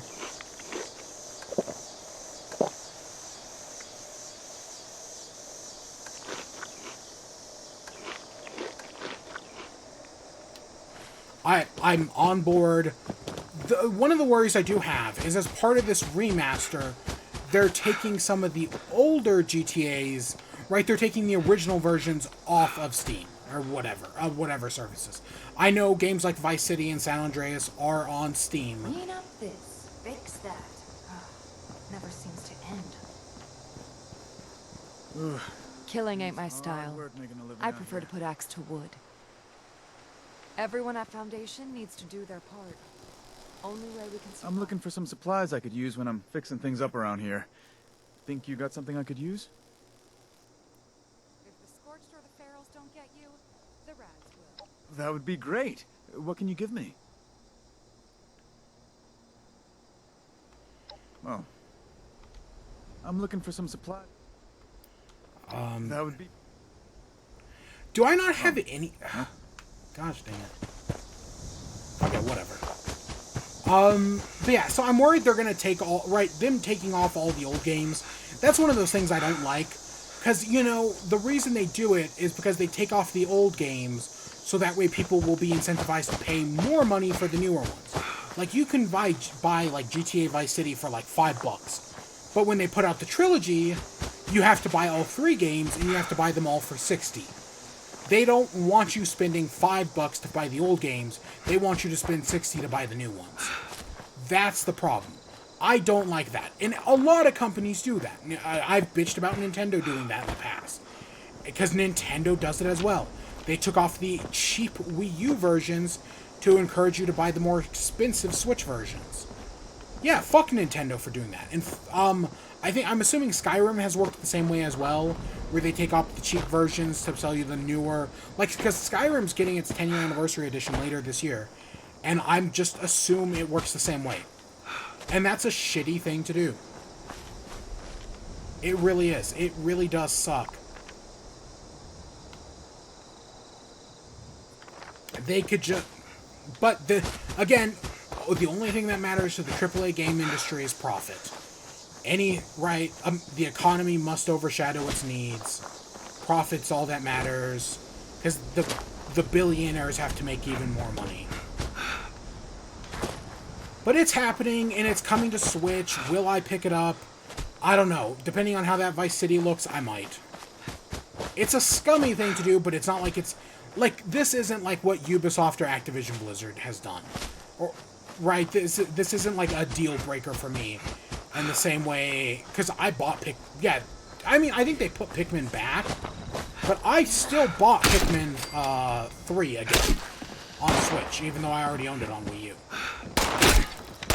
So this clearly isn't as big of a deal breaker to me as, you know, as it is for other people, or as it could be.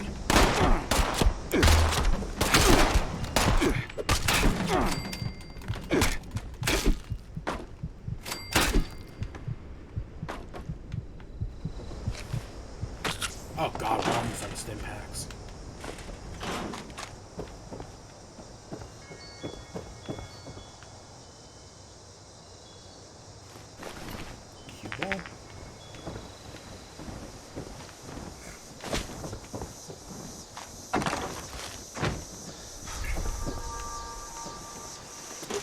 Yeah, I don't know. Because, yeah, I bought Pikmin. And there's been a few other games like that I bought. Even though I really didn't have to. I swear I killed more of these guys.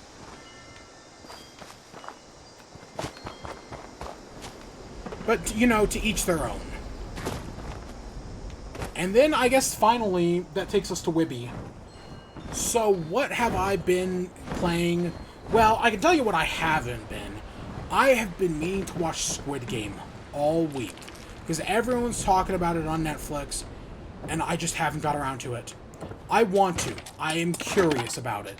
Because it's what everyone's talking about right now, and I just haven't watched it. I need to. I need to get around to Squid Game. At some point, I will. I don't know when, but at some point, I definitely will.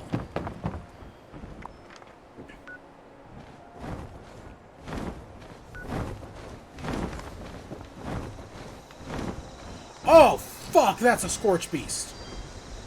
Thank God it didn't notice us.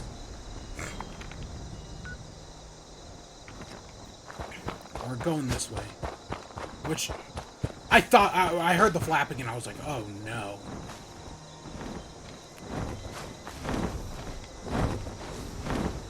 Please don't notice us. I can't be Scorch Beast yet.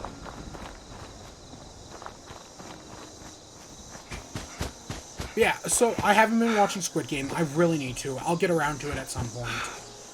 I don't know. Everyone seems to be loving it right now. What the? It's good to know some bugs are still here. Joseph Anderson's video was, what, early 2019? And some bugs are still in this game. What, years later?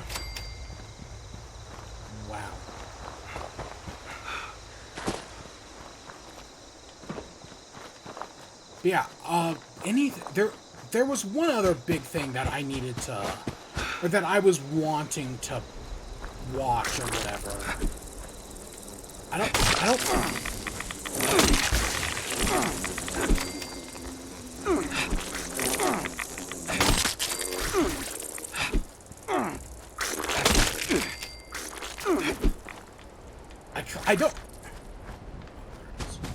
I don't remember what it was, though. Was it on Netflix?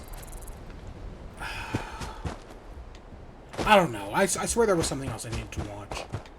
No, there is an anime I've been working on, but I've been working on it for, like, months now, and for at least, like, 2 weeks, and I'm, like, maybe halfway through it, so I got no anime. There was one other oh, God, there it is. There was one other show... There was definitely one other thing. It wasn't an anime. Maybe it wasn't an anime, I don't remember.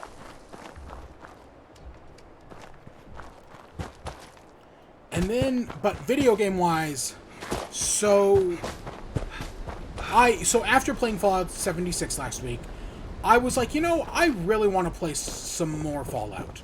Maybe not 76, but definitely some Fallout. Now, of course, the logical person would have just booted up New Vegas.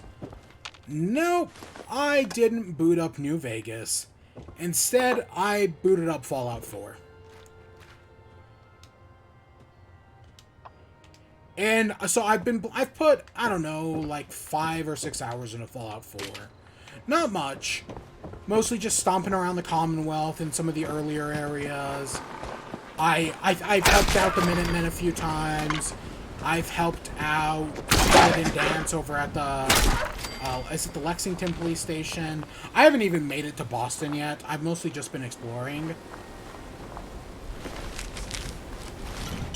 But, you know, stomping around the Commonwealth is still just really fun. This is... Are those lights lighting?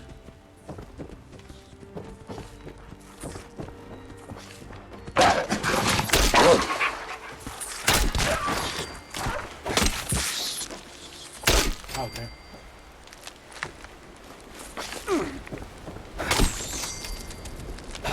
But yeah, I've been stomping around the Commonwealth in Fallout 4. Is it better than 76? Yes. Have I just been completely ignoring the story and just stomping around and doing what I want? And has that made the game better because I know the story is garbage? Yes.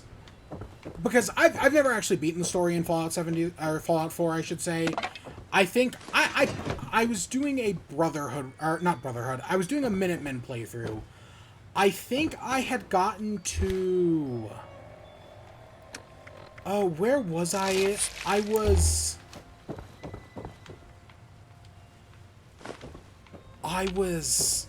know I had retaken the castle. Had I gotten to... Because I didn't beat the game. I didn't even get close. I think I had found out that Sean was... Sean was father. I know I remember figuring that out. But I don't think I had gotten much farther than that. So I hadn't played much of Fallout 4. But I was like, you know what? I kind of want to do another playthrough. So I booted up the game again, and I've been doing a playthrough of Fallout 4. I don't know how much I'm going to put into it, especially with what came out today, or yesterday, I mean. Which is what we're going to talk about in a second. So I don't know how much more I'll put into Fallout 4. I feel... These lights aren't on. The lights aren't on, but they're giving out light. What? Okay, whatever. But yeah, so I'll probably play some more Fallout 4, but I don't know how much. But I have... Okay, this light's on, that's for sure. But I have, for what it's worth, been enjoying it. Have I been enjoying it more than Fallout 76? I don't know, probably, yeah. Oh, that safe is just open.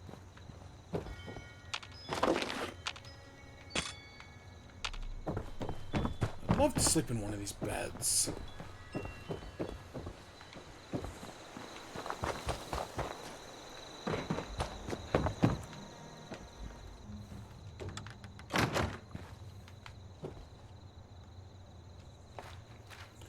Yeah, Fallout 4 has been fun. I don't know. I'll probably eventually make my way to Diamond City and whatnot and deal with that. But that'll come when it does.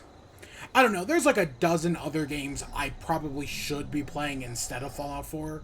Like, I probably should have just, instead of playing Fallout 4, been playing Disco Elysium. But nah, I just booted up Fallout 4. I don't know. It's a much simpler... I don't know. You know, I've seen so much Mitten Squad that, like, I just know what I'm doing.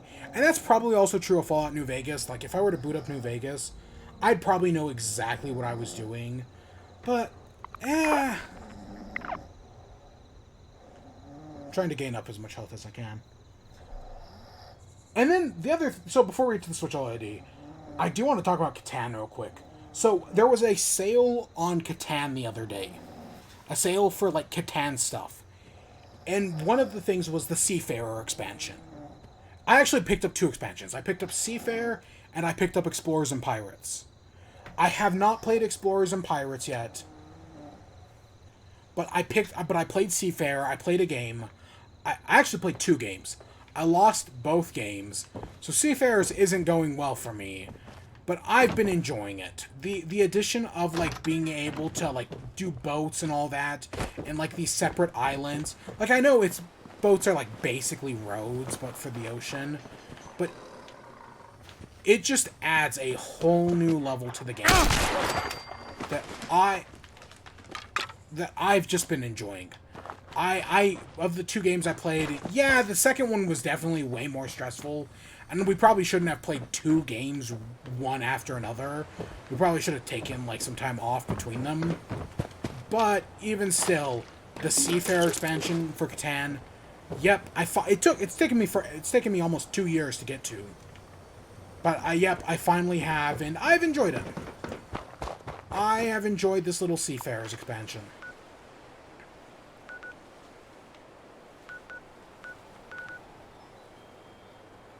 Oh, I don't want to deal with that. I do want to take the spot off the Mothman Museum, though. How do I guess it just stays there. I definitely don't think I'm high...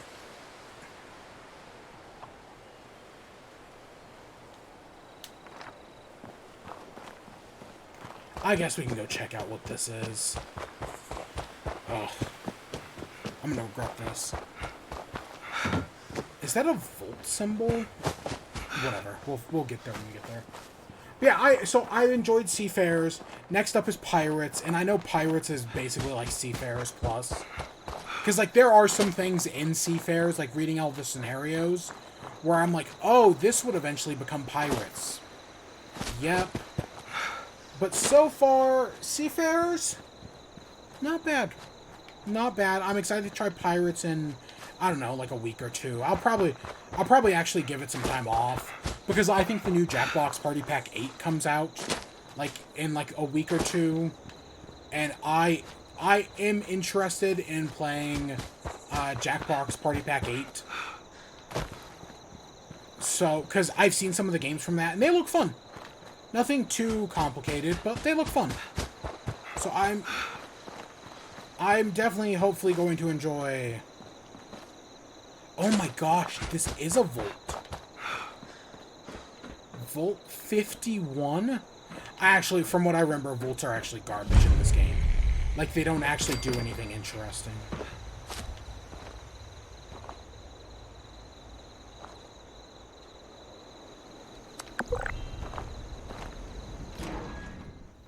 But yeah, I enjoyed Catan. So that leads us to today. So my Switch, so I pre-ordered a Switch OLED. I was excited for Metroid Dread.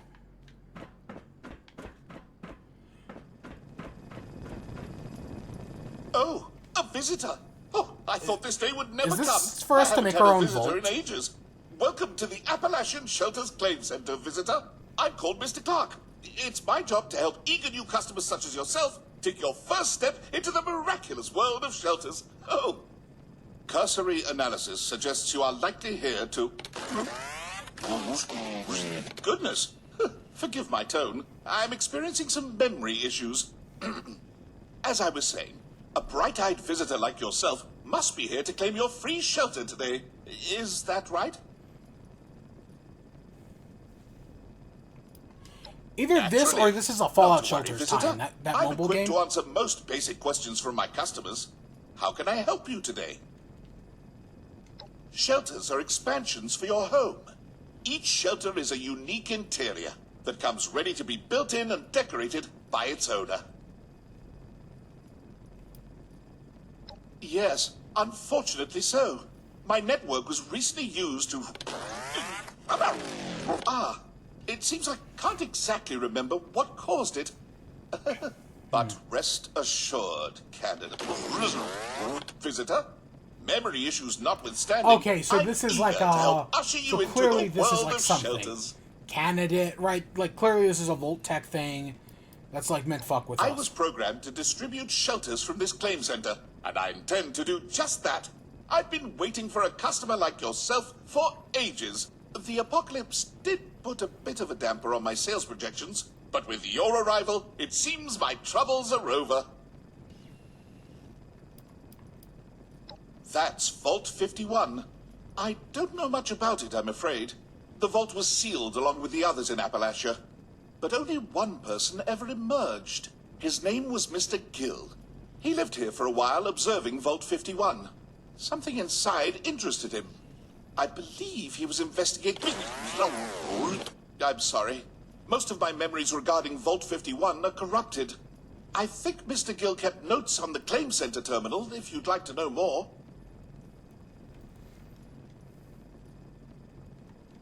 A few over the years.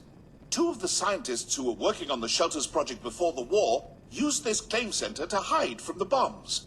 They left, in search of greener pastures once the blasts were over, and I never saw them again.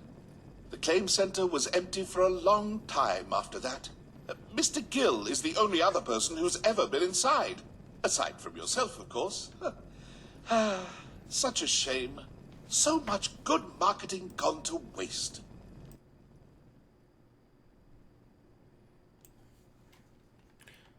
Then on to more pleasant business. I'll have to absorb that later. Are you interested in registering as a shelter owner and claiming your free shelter today?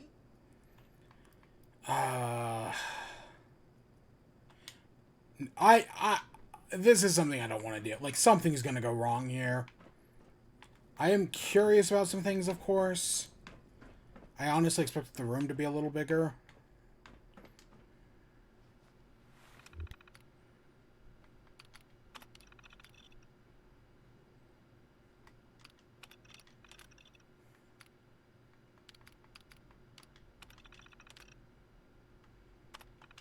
Okay, so that's some of those. So we need a password.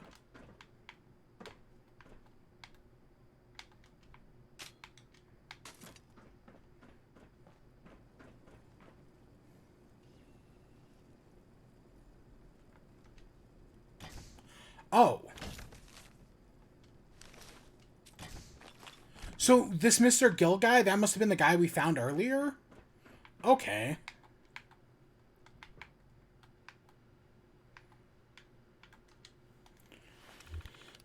I guess in theory I'm kind of curious. Well, here I am. I've only been out the damn Volt a week, and I'm already back in front of the doors. Kind of Volt Tech Control Center for watching us in 51. And the joke on the... Of course, the thing is covering it up. Terminal's working again. I want to find out what Volt 51 is.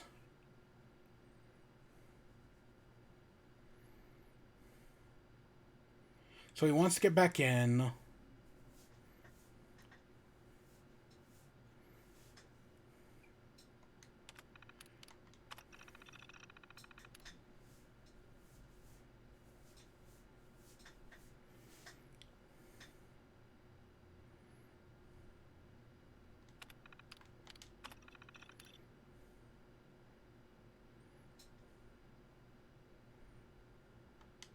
So he didn't get back into automated.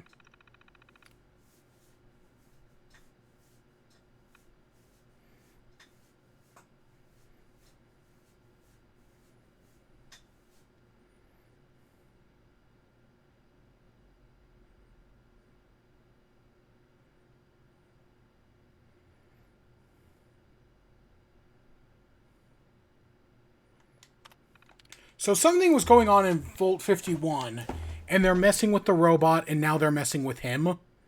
Okay. I know the Vaults, from what I remember hearing, the Vaults in Fallout 76 either didn't work or were just kind of underwhelming. Like you couldn't, like, actually enter them, which kind of sucks. Okay, so I was talking about Switch OLED.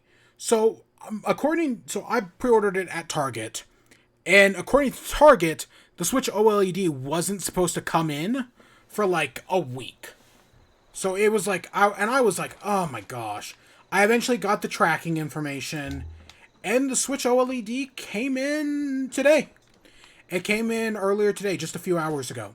I mean, okay, it's been a little while since then, but it came in today. Same thing with Metroid Dread, and I do have the amiibo as well.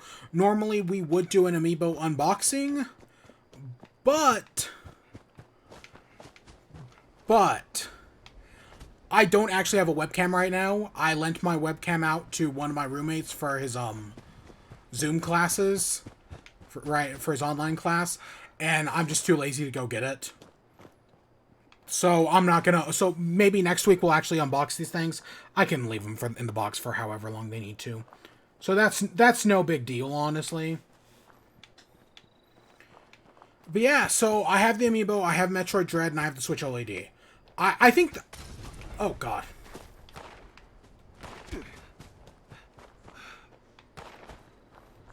I really like the Switch OLED's black and white design. As I've said before,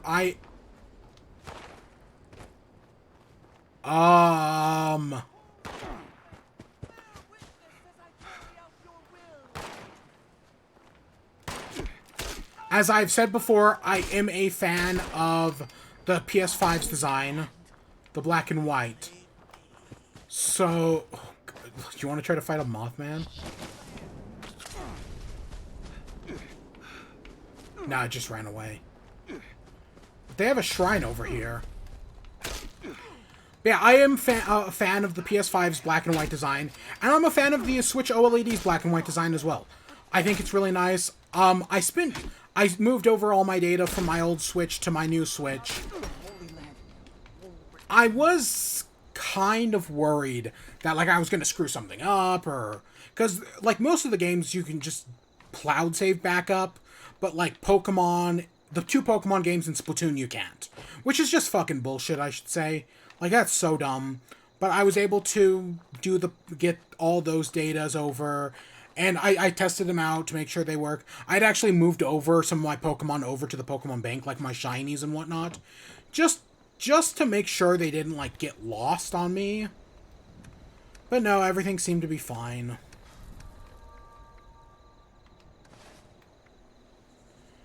How do I drop? Okay.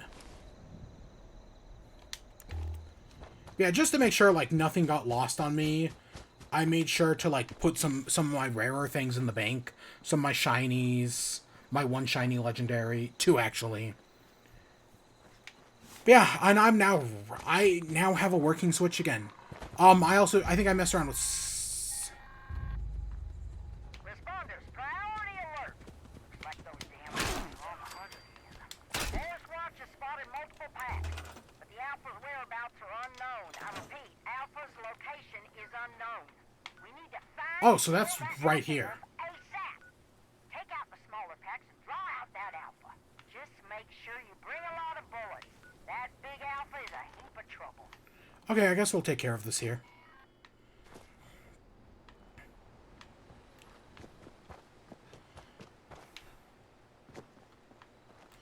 But yeah, so oh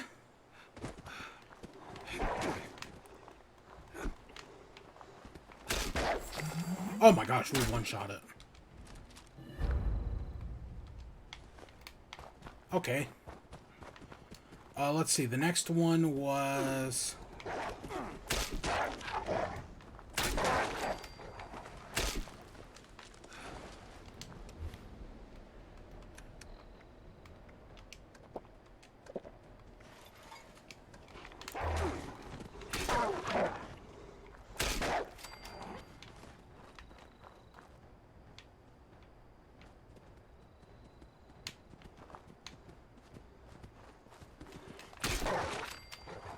Take all this wolf meat. So yeah, I got all that transferred over. I got Smash Bros. Transferred over. And then I had to transfer Animal Crossing. So I transferred my... So there's like a special transfer tool. I used it and I was like, okay, that worked out fine. It looks like Animal Crossing, right? Transferred over fine. It took a few hours to get everything transferred over. But I was like, no, that seemed to have worked fine. And then I booted up, so I downloaded it off the eShop, because you have to re-download all your games. You can't just transfer your stuff over, and you can't just, like, pop out the SD card and put it in your new Switch. Nope, you gotta re-download everything. So I re-downloaded Animal Crossing in the transfer tool first. Transferred it over, booted up Animal Crossing, and at first it, like, pops up this big red message that's like, no user is connected to this account. And I was like, oh, fuck, did I screw something up? No, you just keep going through the systems. Like, don't hit, like, start. There's, like, it gives you an option to, like, start a new user. Yeah, don't do that. Just, like, use existing user or whatever. And I was able to load up my character, load into Animal Crossing. World's still there. I think I even rest around and did my fossils, did the fishing jamboree. Everything worked fine. So I got my Animal Crossing save at least. And yeah, everything else seems to work fine as well.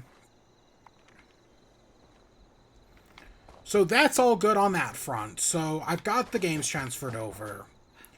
But that's about it. I downloaded a few other games, like I said, Splatoon, Smash Bros, Pokemon, just to make sure they worked. And I have Metroid Dread. I just haven't played it yet. I was admittedly going to play it after we had finished here, but somehow I don't know, Fallout's been a weird game, because like on one hand I'm like, yeah, I can talk. We're not really doing anything. But on the other hand, I feel like I just get distracted, especially when I die a lot.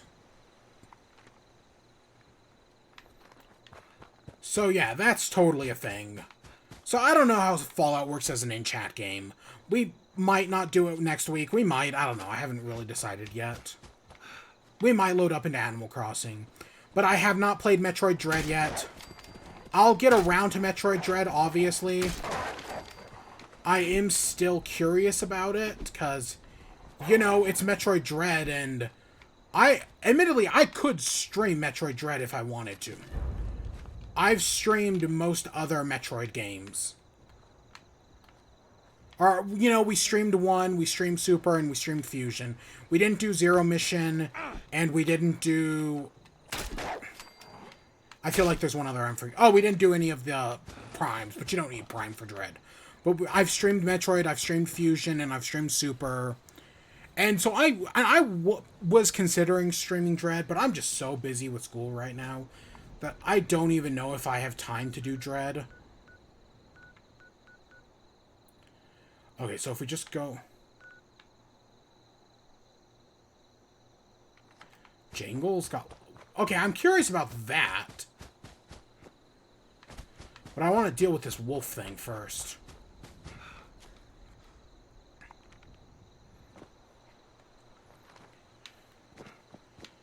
We'll come back to Jangle's Lost in the Fair, I guess. Because color me curious, but... Yeah, no. This wolf pack thing I'm running out of time on. It's up in the mountains. But yeah, I need to play Metroid Dread, but now I have a Switch again. And it's kind of weird, honestly. Like, I'm still, like, checking it for, like, how hot it's getting. Because, you know, my Switch had a big overheating problem. And so I'm worried that this new one, even though it's given me no reason to believe it's going to have an overheating problem, I'm still worried, you know? And I have good reason to be. I don't know. It's gonna take some time to get used to having a working Switch again. I guess that's what I'll say about that. But hey, I have one. Maybe we'll stream some Switch games in the future. Maybe I can play... Because I've missed about 6 months of Switch games. And it's going to be nice. Like, I want to do Skyward Sword. It's going to be fun to do Metroid Dread. It's going to be... I don't know. There's a bunch of games. But, of course, I now have a PS5, which I need to support. And I'm still got Xbox, so... Yeah.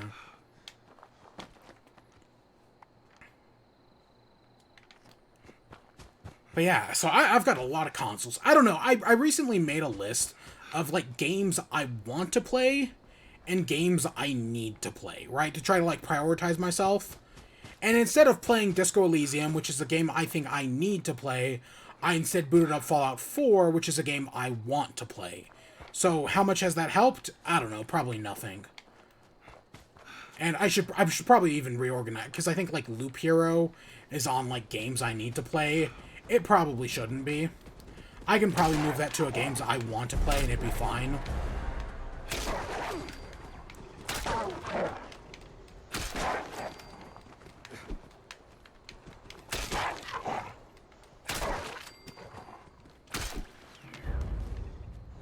Oh, we got some legendary leather.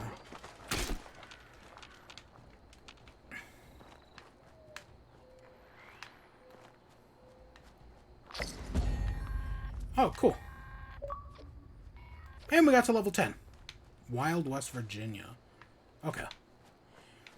That's interesting. Alright, let's head back to the fair. Because I'm curious about that. We got some stim packs.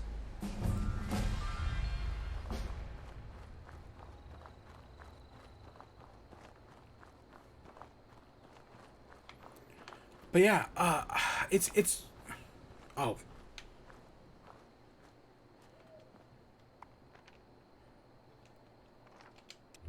Am I over encumbered?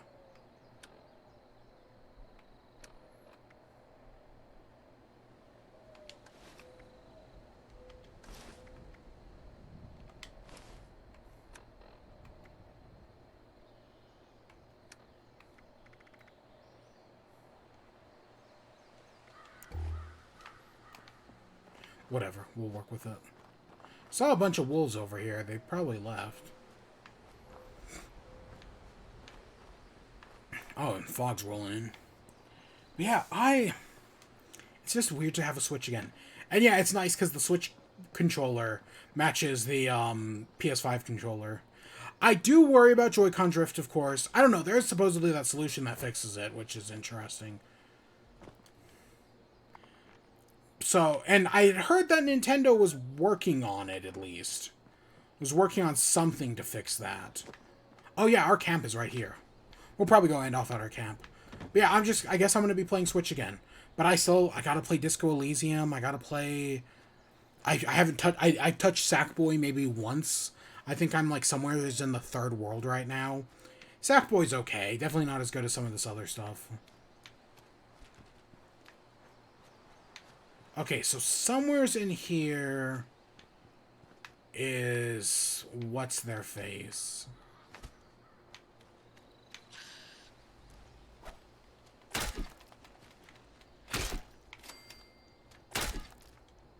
A sickle.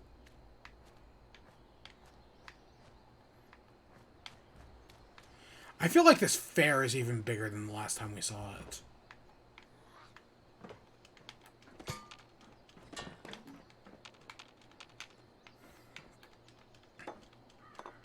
Oh, God.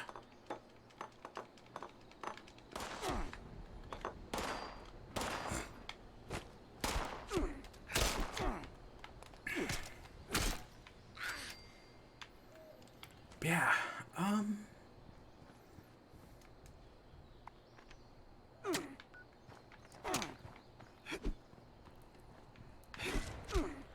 Oh, they got an axe.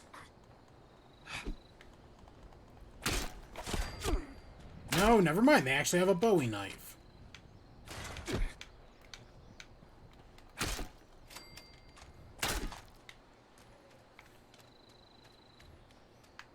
See, I know we're looking for Jangles. Got lost at the fair. I don't know what Jangles is. I'm expecting it to be a teddy bear, honestly. Knowing these games. Oh. And we have to... It's by the Karis wheel, if I had to guess.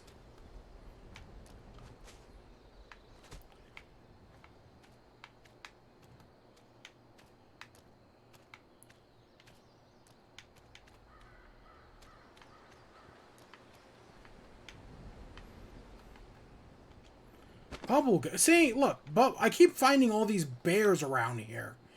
And I would think they would mean something.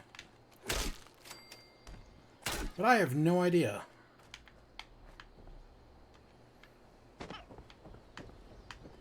There's a pristine one. I found so many different teddy bears. We could, like, make a little display out of them.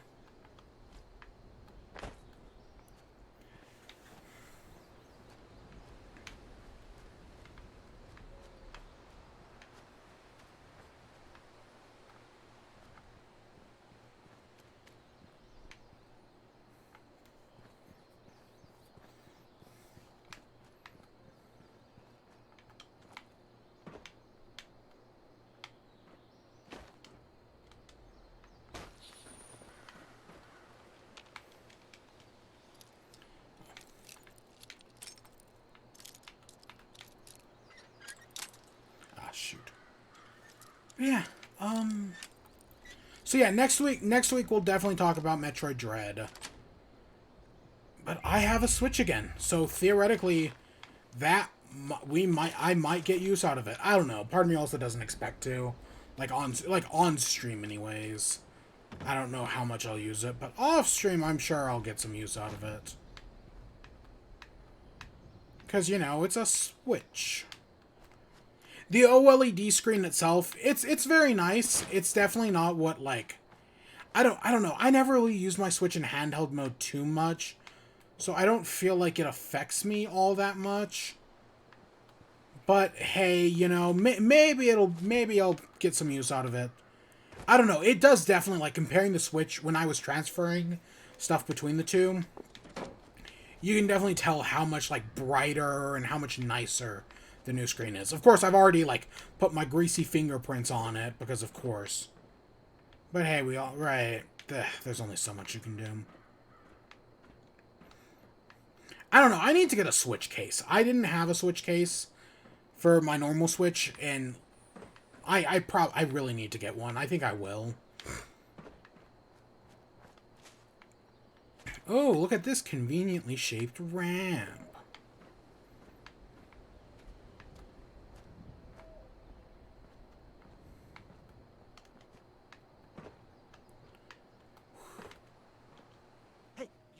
Get the hell out of here! Oh, you're not one of those creeps. Look, you here to rob me? But joke's on you. Don't get nothing.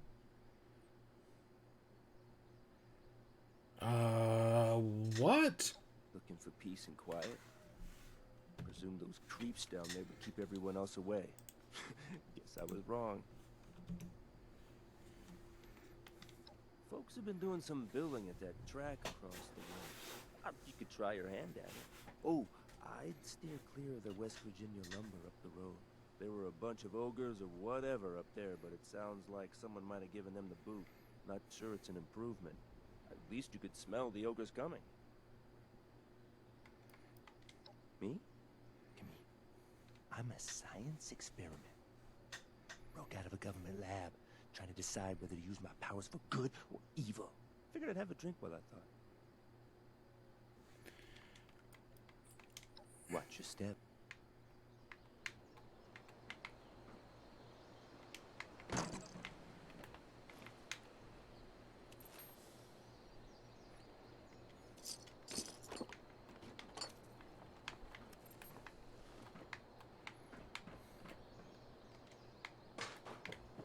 So there's just this guy up here.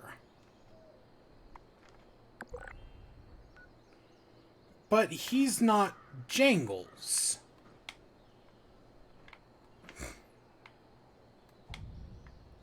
It would have been really nice if he let us, like, if that, like, helped us find him, but... Okay, here's another bear. We're finding all these stupid stuffed bears, and And I am convinced it has to be one of them. Because I don't know what else it could be.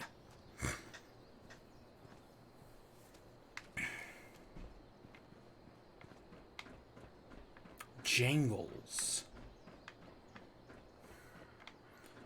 Again, I'm just thinking about that cat from Fallout 4. Whose name I don't remember. What the heck was that cat called? Toy truck, toy thing. Clown, toy car, toy truck, toy alien. A book? That doesn't do anything.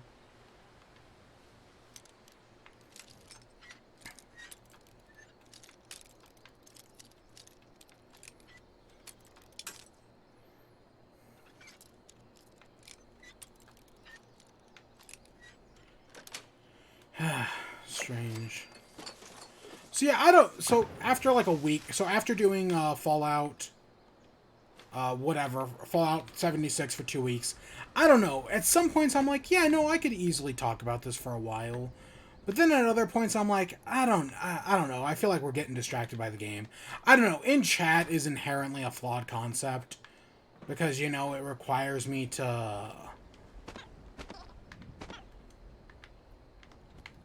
Because, you know, I have to play the video game and I have to talk at the same time. Some games most certainly work better than others. And even some of the games, like, I think work good, like Splatoon, is a very mixed bag. Like, some days it goes great. Other days it goes terribly.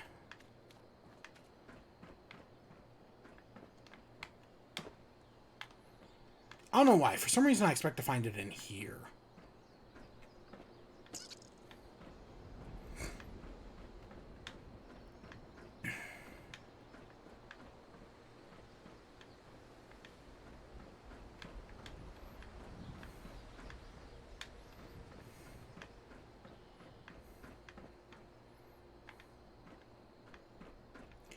Okay, what? I can't find this Jingles anywheres. Whatever. I don't even know what I'm looking for anymore. Am I looking for a cat? I don't know. Oh, wow, there's actually some stuff here. Why is there a toy alien? Let's head back to our cab. It's right here. And yeah, we're gonna end off. So yeah, I don't know. Next week, I think... Next week, hopefully, we'll be back on Friday. I don't know what we're gonna do. Which game we're gonna play. I haven't even thought that far ahead yet.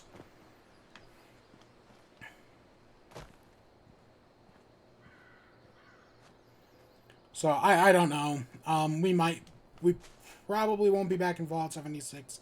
I'll admit, starting the game definitely went better than, you know, playing it. That's for sure.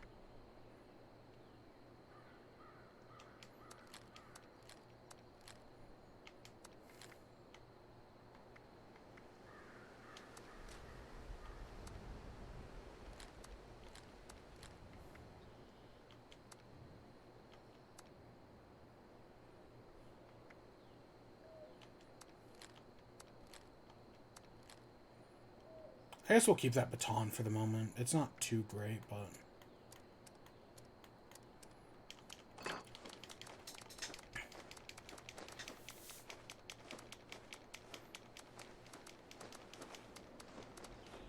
Heart of the Swamp.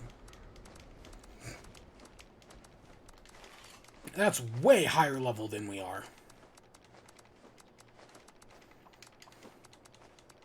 God, look at all those bears.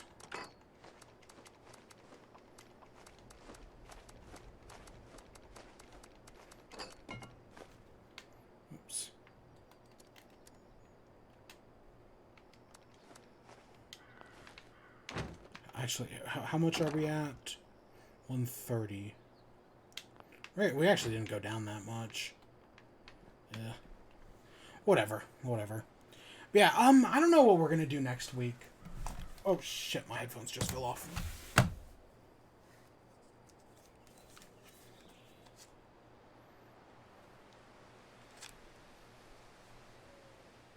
that light always? Okay, whatever. Yeah, I don't know what we're gonna... next week... I think we might do... No, I don't want to do that. There was that one idea I had. You know, there's that one thing I want to do on Switch, but maybe we'll do that next week, now that I have a working Switch again. But I also don't know how good that game would be. Because it is... I keep wanting to do RPGs for some reason. Right, Fallout 76, whatever. Maybe we'll just go... If the Animal Crossing Direct is... What? The Animal Crossing Direct is, what, Thursday? Friday? I'm checking the calendar right now. The Animal Crossing Direct is Friday. So maybe Friday night we'll just talk about Animal Crossing in Animal Crossing. Return to it for the first time in a while. That might work. Yeah. Oh, no, I'll think about it. And we'll open Amiibos next week if I remember. Yeah, tonight was a... I don't know. Sora took us way longer to talk about than I wanted to. Like, almost an hour. My God, we didn't need to take that long. But yeah. Oh,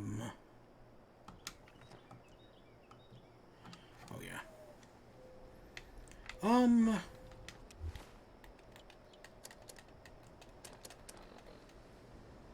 Oh, we have 3 level ups, God. Oh, and we can just hit a button to rat away? Didn't even realize that. I'm trying to figure out where the save and quit is. Oh, is it out?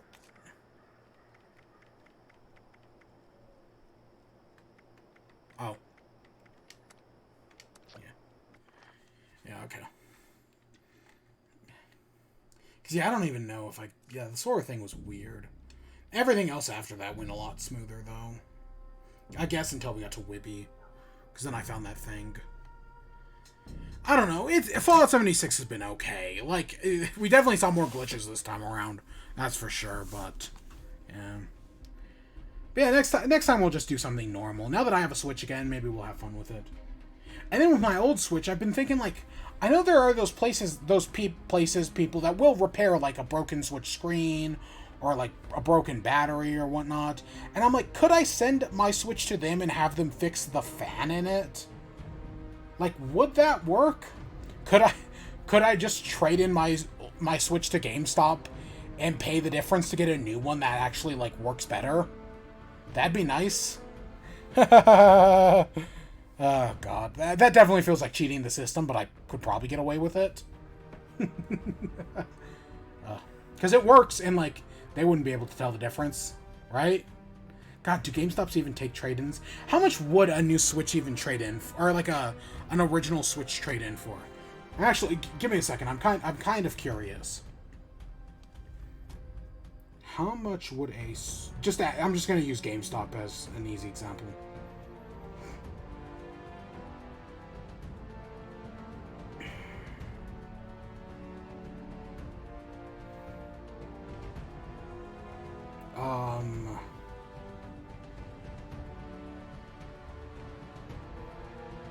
Trying to find out. This is no help.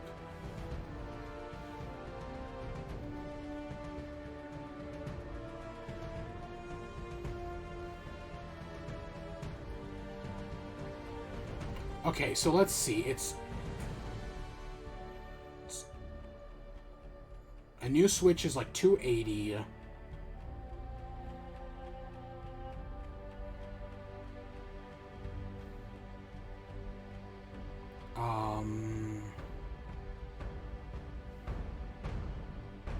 Yeah, they're no help to me. What would I get if I...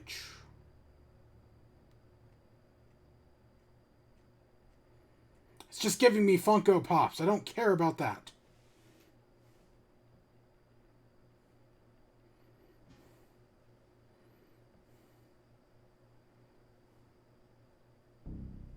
Okay, whatever. I can't figure it out.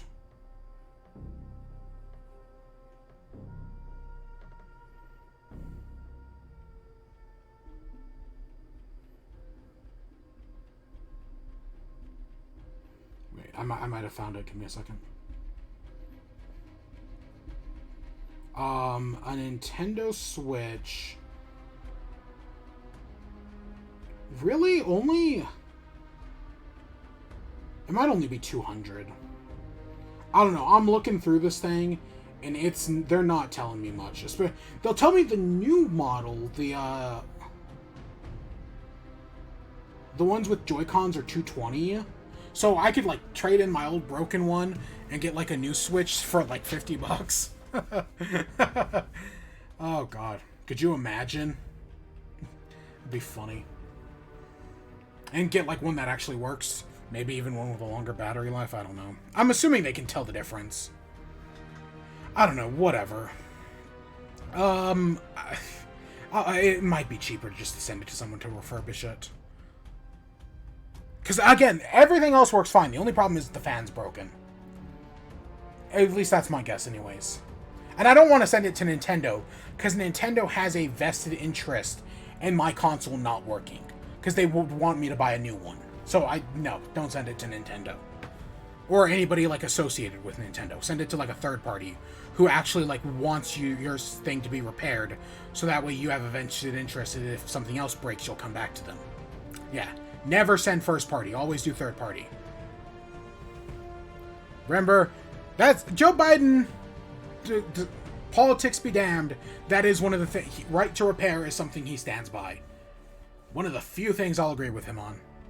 Actually, that number goes up and up all the time, but that's a story for another day. With that, I hope I've been stalling. I hope you all enjoyed. Stay tuned for more. Until next time, peace.